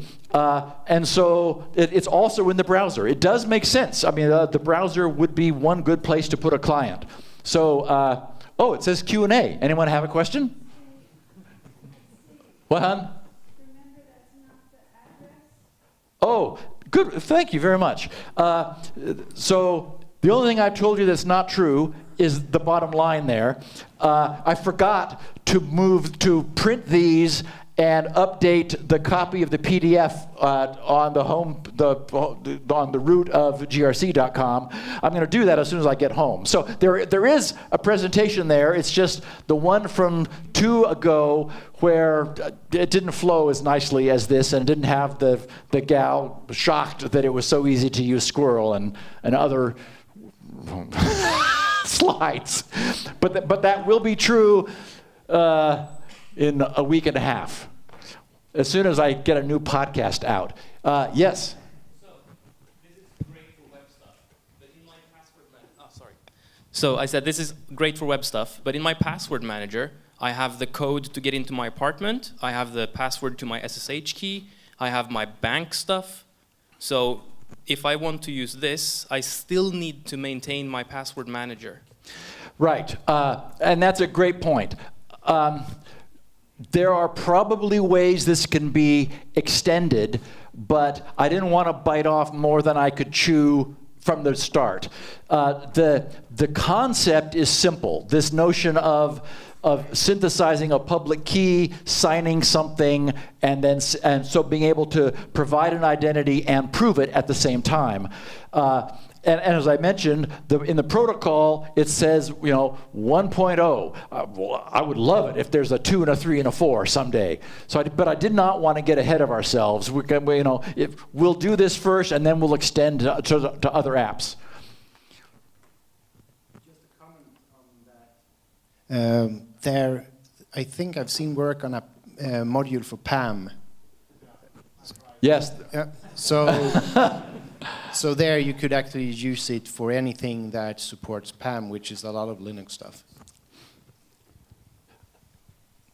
So you should choose who to give the mic to. You were talking about cases where an external entity would try to steal your identity and then you would roll a new key and said that this is secured by the master key that you use in order to recover your identity if something happens.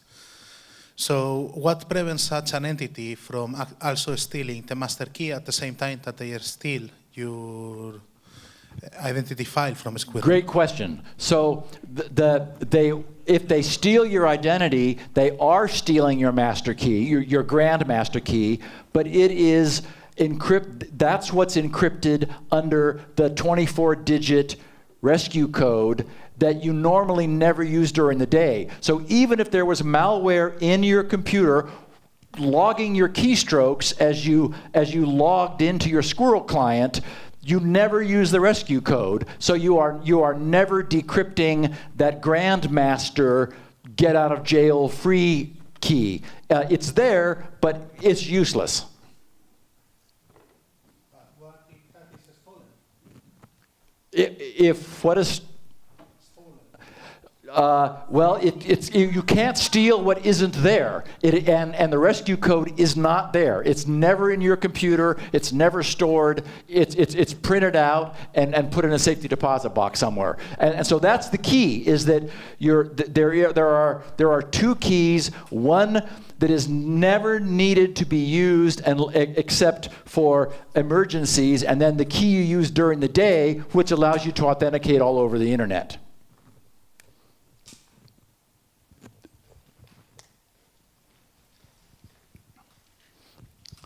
First of all, thank you very much for the impressive work you've done, and others in here as well. All the big companies are nowadays talking about WebAuthn. How will we get them to jump ship and start focusing on SQRL instead of or in combination with WebAuthn? A great question, and I don't have an answer except to present this to the various committees and show this to them and have them recognize that this solves a huge superset of problems that WebAuthn doesn't solve. WebAuthn is a step forward. This is the end point. And so one of the things we all know as people who are familiar with the podcast is how slow this stuff moves. And so I have no illusions about the idea that this is going to happen overnight, but it could not happen ever if it didn't exist. So, it has to exist. Now it does. It's demonstratable, it's open source, there's applications, people can play with it, and so I'll do what I can to push it. On the other hand, there's a bunch of people who want SpinRite 6.1, And so I really do plan to refocus on that, and then I'll run around and talk about Squirrel every opportunity I have in instances where I think it will help to make it come true. Sometimes technology is proven to be broken, as MD5 was, and now the responsibility has been rolled over from server side to client side. If something in the protocol breaks, say the hash function or anything that is proven to be broken, have you thought about how to roll out a fix to all the clients? Yes, great question. What happens if we find out that there's something wrong here? That was an issue from the start, which is why the very first parameter of the communications protocol is the version number. And so it would, for example, if some failure were found in Bernstein's curve 25519, when we have to go to a different curve, well, so Squirrel 2 supports both, and we immediately push that out and support it. So again, the only thing we can do is to create some sort of a means to allow the endpoints to negotiate the highest version that they both recognize. And so that is part of the protocol. It's built in there.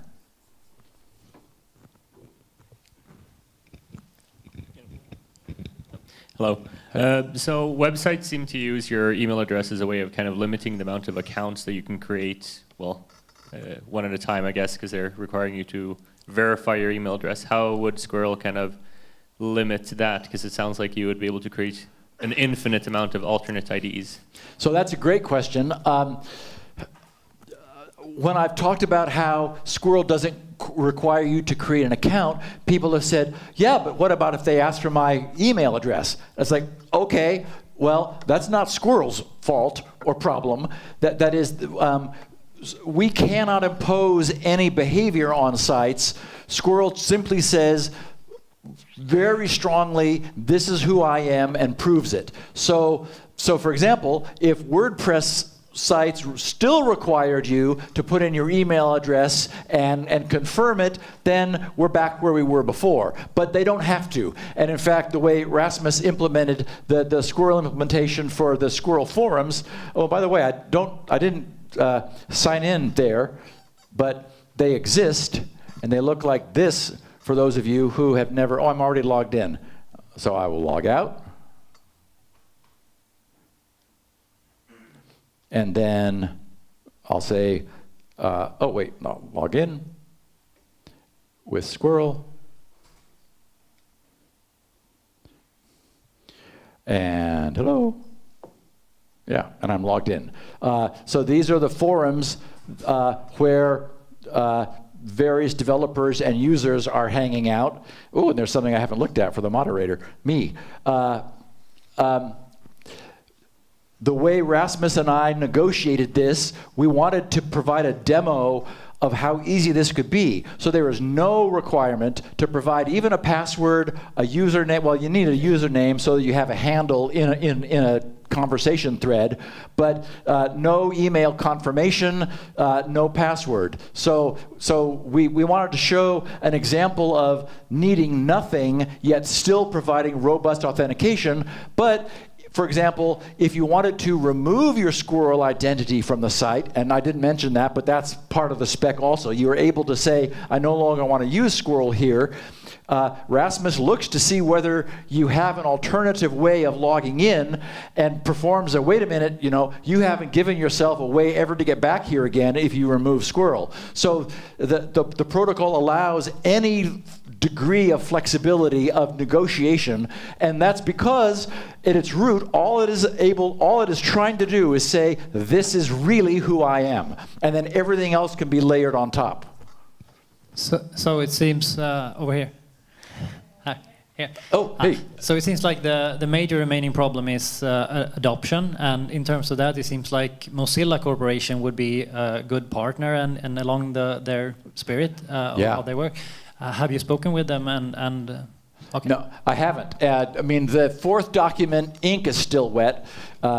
Wait, well, anyway, you know what I mean. And I just remembered that I haven't updated the PDF yet. But so what I intend to do immediately upon getting back to Southern California is make a few calls. And I agree, Mozilla would be the kind of partner that you'd like to have. Hi, Steve. You talked about man in the middle. Yeah. I'm wondering if, can a Hong Kong post office get my nut?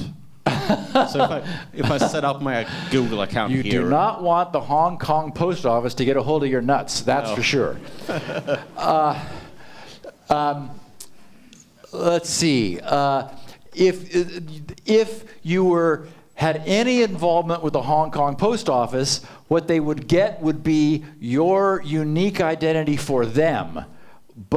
And even if they somehow got your unique identity for someone else, it wouldn't matter because they could not impersonate you to that someone else because they don't know the private key that matches your identity at that other location. So we're really safe no matter what the Hong Kong post office tries to do with your nuts.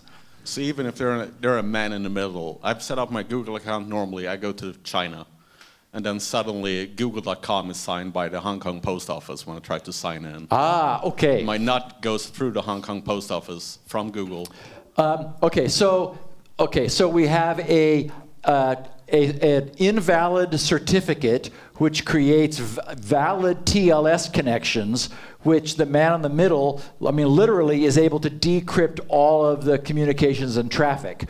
So in that scenario, they would be able to impersonate you that time, but thanks to the fact that all sites are always generating unique sessions, thanks to the nuts that are never repeated, it wouldn't be like capturing your username and password where they could then log in as you anytime that they wanted to in the future. So of course, we're building this upon some foundation. We hope that TLS is safe and encrypted and secure. We are assuming, because this is, as you point out, it's domain name based. So we're assuming that DNS is there and is functioning, and that the certificates are matching up.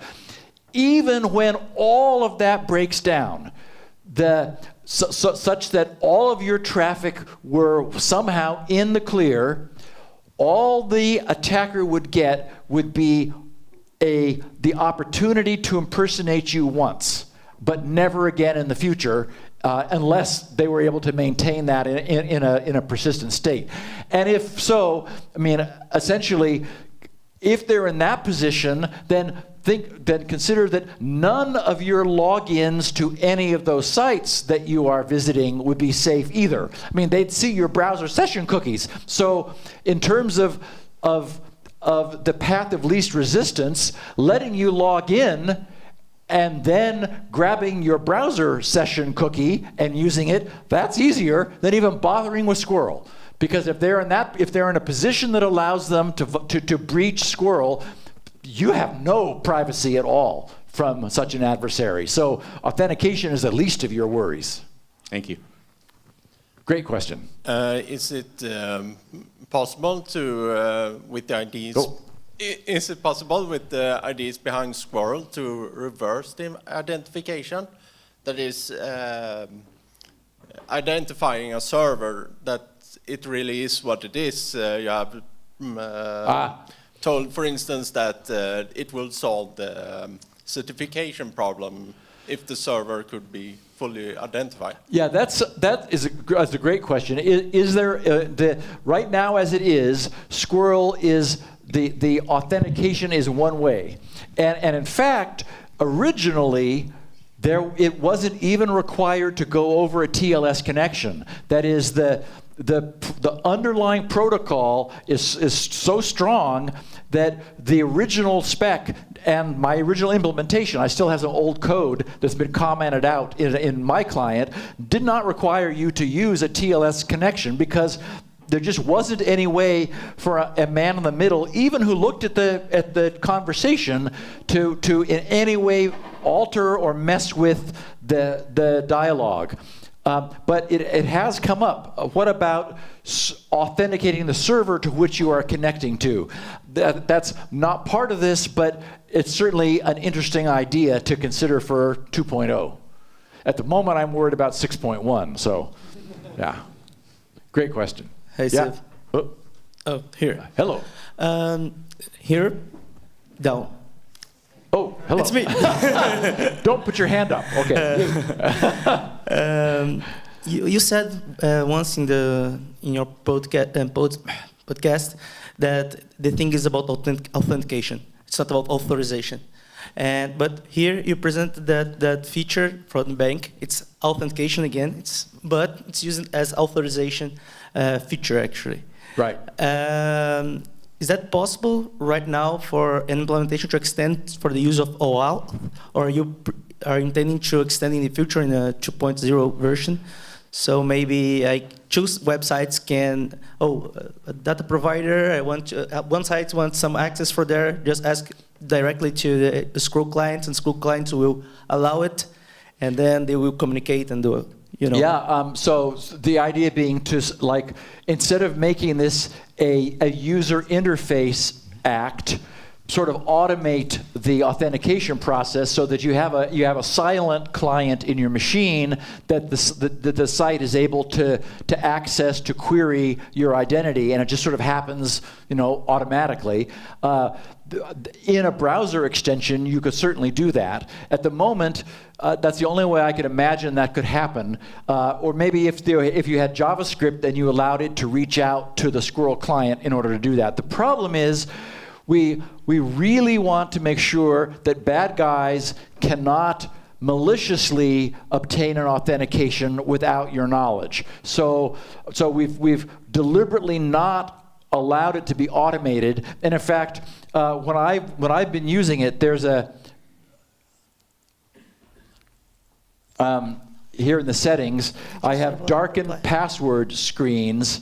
I have it turned off just because it annoys me, but it's a strong security feature. I use the same technology that Windows uses for the UAC system, where everything darkens and you just see the UAC dialog. Similarly, everything darkens and you just see the Squirrel password prompt. That actually uses a separate desktop that disconnects a lot of the Windows messaging that is in the original desktop in order to increase the security. And my concern was that when it looks like a dialog is popping up on the browser, well, we know that JavaScript is able to emulate dialogues. And so once again, you don't want to be typing your Squirrel password into a dialog that the web page, evil JavaScript on the web page has presented in order to capture your password. So I wanted to do something,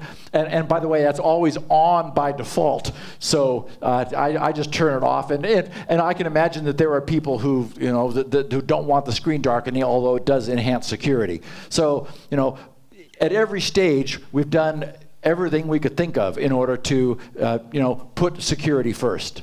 But actually, I was thinking in the same way that you show the screen to in the bank system, what a Scroll would do is check what the permissions was, ask the user the permissions, and you send the scope to the new site. Okay.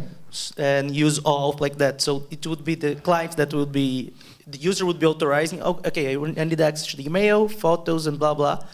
Send the request, go directly do the authentication, give the scope authorization. So the idea would be to expand the scope of the ask facility so that you're able to do more.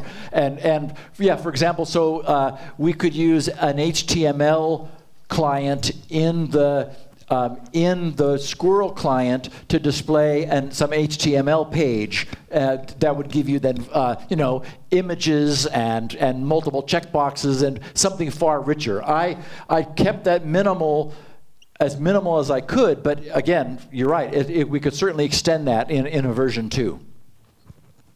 Yep. Now it's your turn. Yes, thank you. Yeah, I had a question here. Say we have the stored in web server, where we have all the server unlock key and the verify unlock key. If someone takes the dump of it, and say if he tries to bring up the, we have the SSP API. Yep.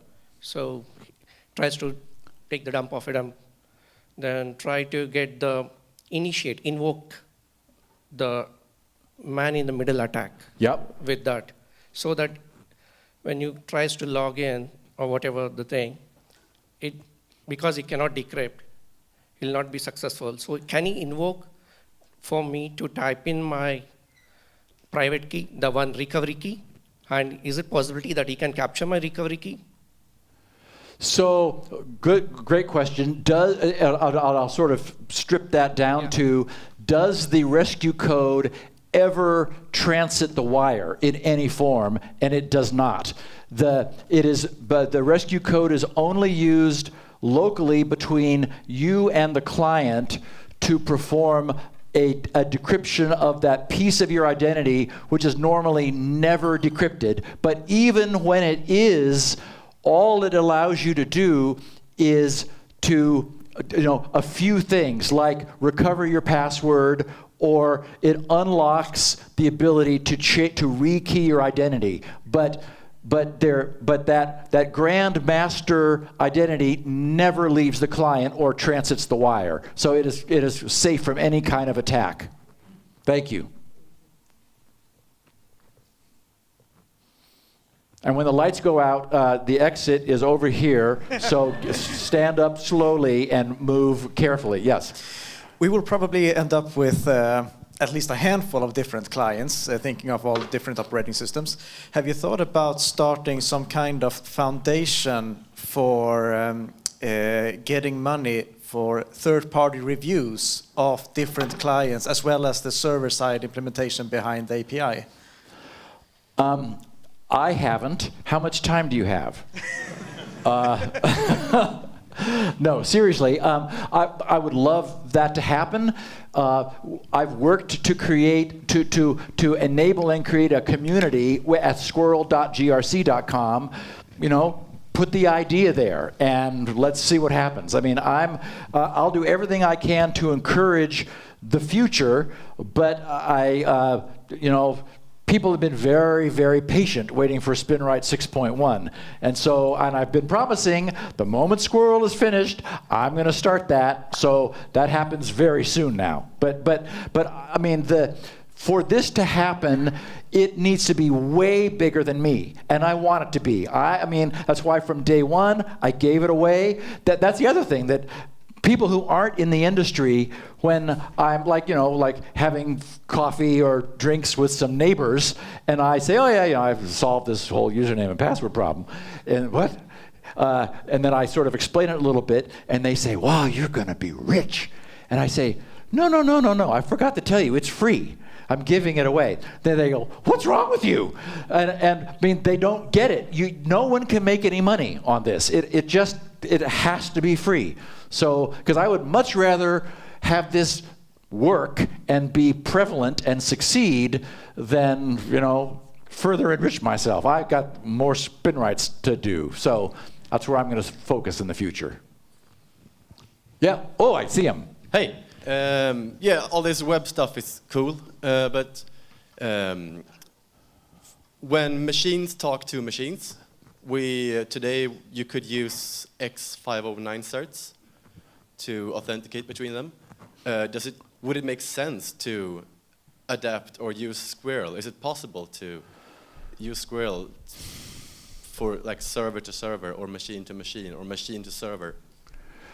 So yes, because right now Squirrel, it strongly authenticates its identity without certs, as you note, in one direction. So there's nothing to prevent putting Squirrel also on the other end and performing a mutual authentication. So you have proven to each end who the other is in a way that does not use or require certs, does not rely on certificate authorities, and is still extremely strong.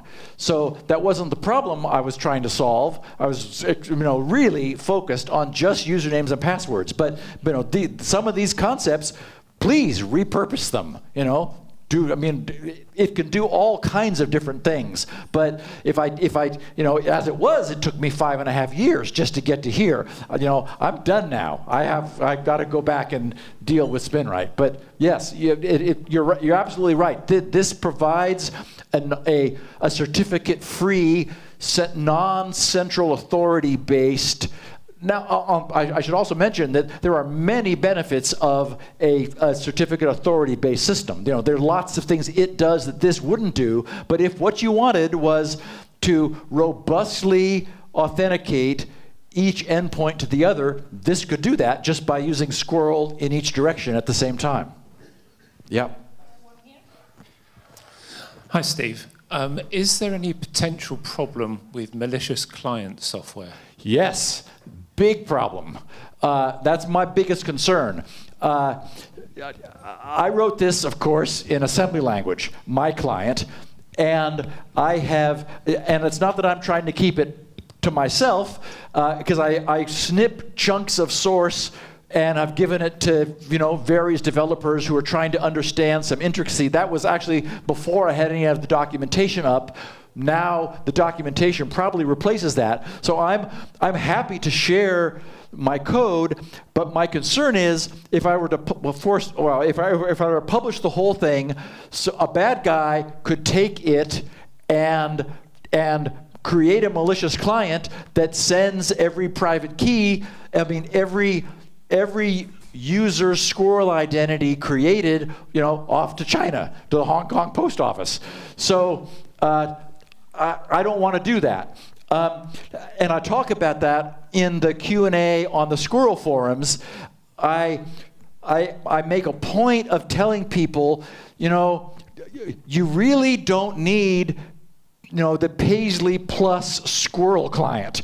I know you like Paisleys and pink is your color, but if you start going off into the Netherlands with SQRL clients, who knows why this person created this wacky SQRL client? There is a tendency to say, "Oh, I want to use that one because I'm a fan of pink."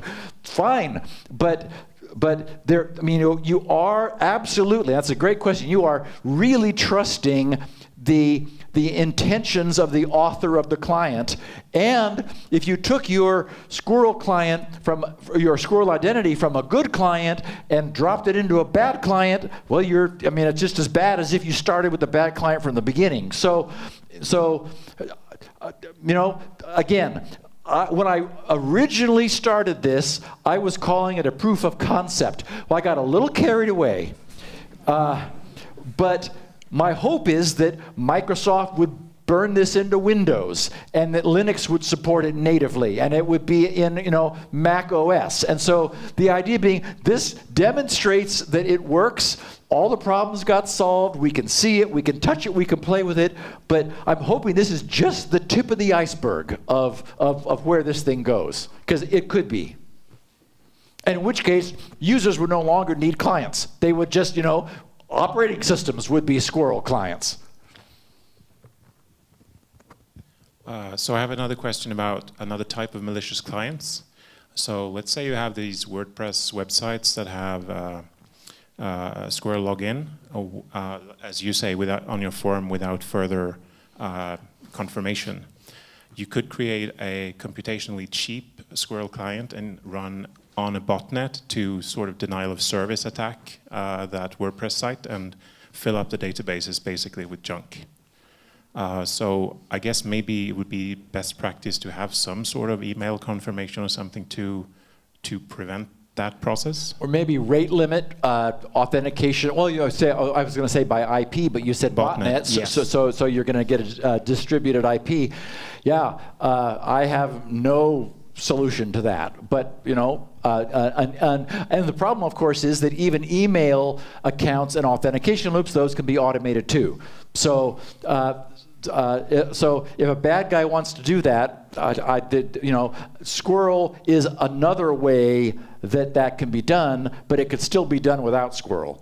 So, and you could argue with, but it's easier with SQRL. It's like, oh, okay, yeah. Unfortunately, the ease that we're trying to provide to the user could get abused.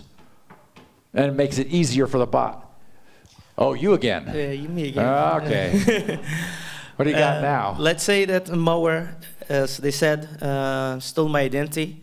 And okay, I'm got aware of that. And I used my secret key there and used to change. Right. But they need to inform the website. Yes, I forgot to mention that. Very good point. I'm glad they gave you back the microphone. So you rekey your identity because you no longer can trust the one you have been using. It is incumbent upon you to visit the websites that you want to inform. It's automatic, but you have to go there. And so that's been another issue of great controversy. Many of the people on the fringe of the design of this have said, well, I want my client to record all the sites that I have ever used SQRL at so that I know where to go in order to replace my old identity with a new identity, in order to take my identity back so that the old one will no longer work. That clients could do that. Mine doesn't. The downside is, well, there are a couple. First of all, right now, clients don't change from your desktop and your phone and your work machine as you go and visit places. There is no memory accumulating. If we were to record everywhere you use SQRL, now you need to somehow synchronize them all to the cloud so that there's a master list that's being built of where you use it on any SQRL client. And the problem then is, if that would mean that the SQRL client would have access to the master list, and so would the bad guy. So the bad guy now knows exactly where to attack you using your identity that he stole before you've had a chance to go there and lock them out. So, I mean, it's a trade-off. Similarly, one of the other ways of using that alt ID, I forgot to mention this, is as a super password.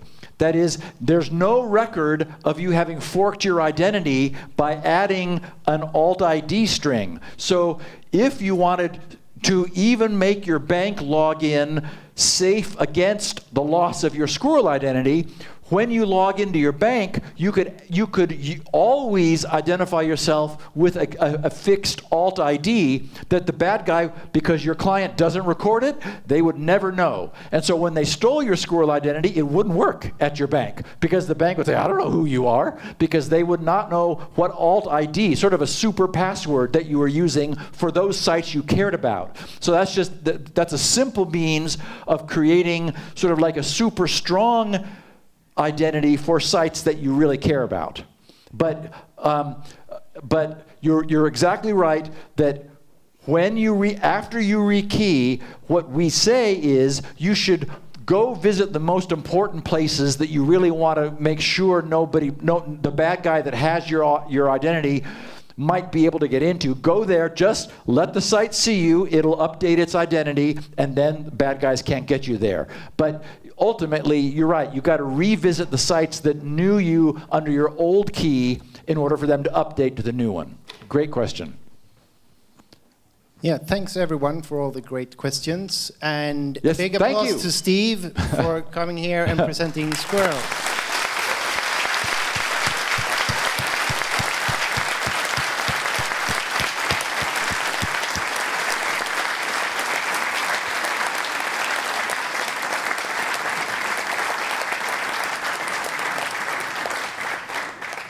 And now on to SpinRite 6.1.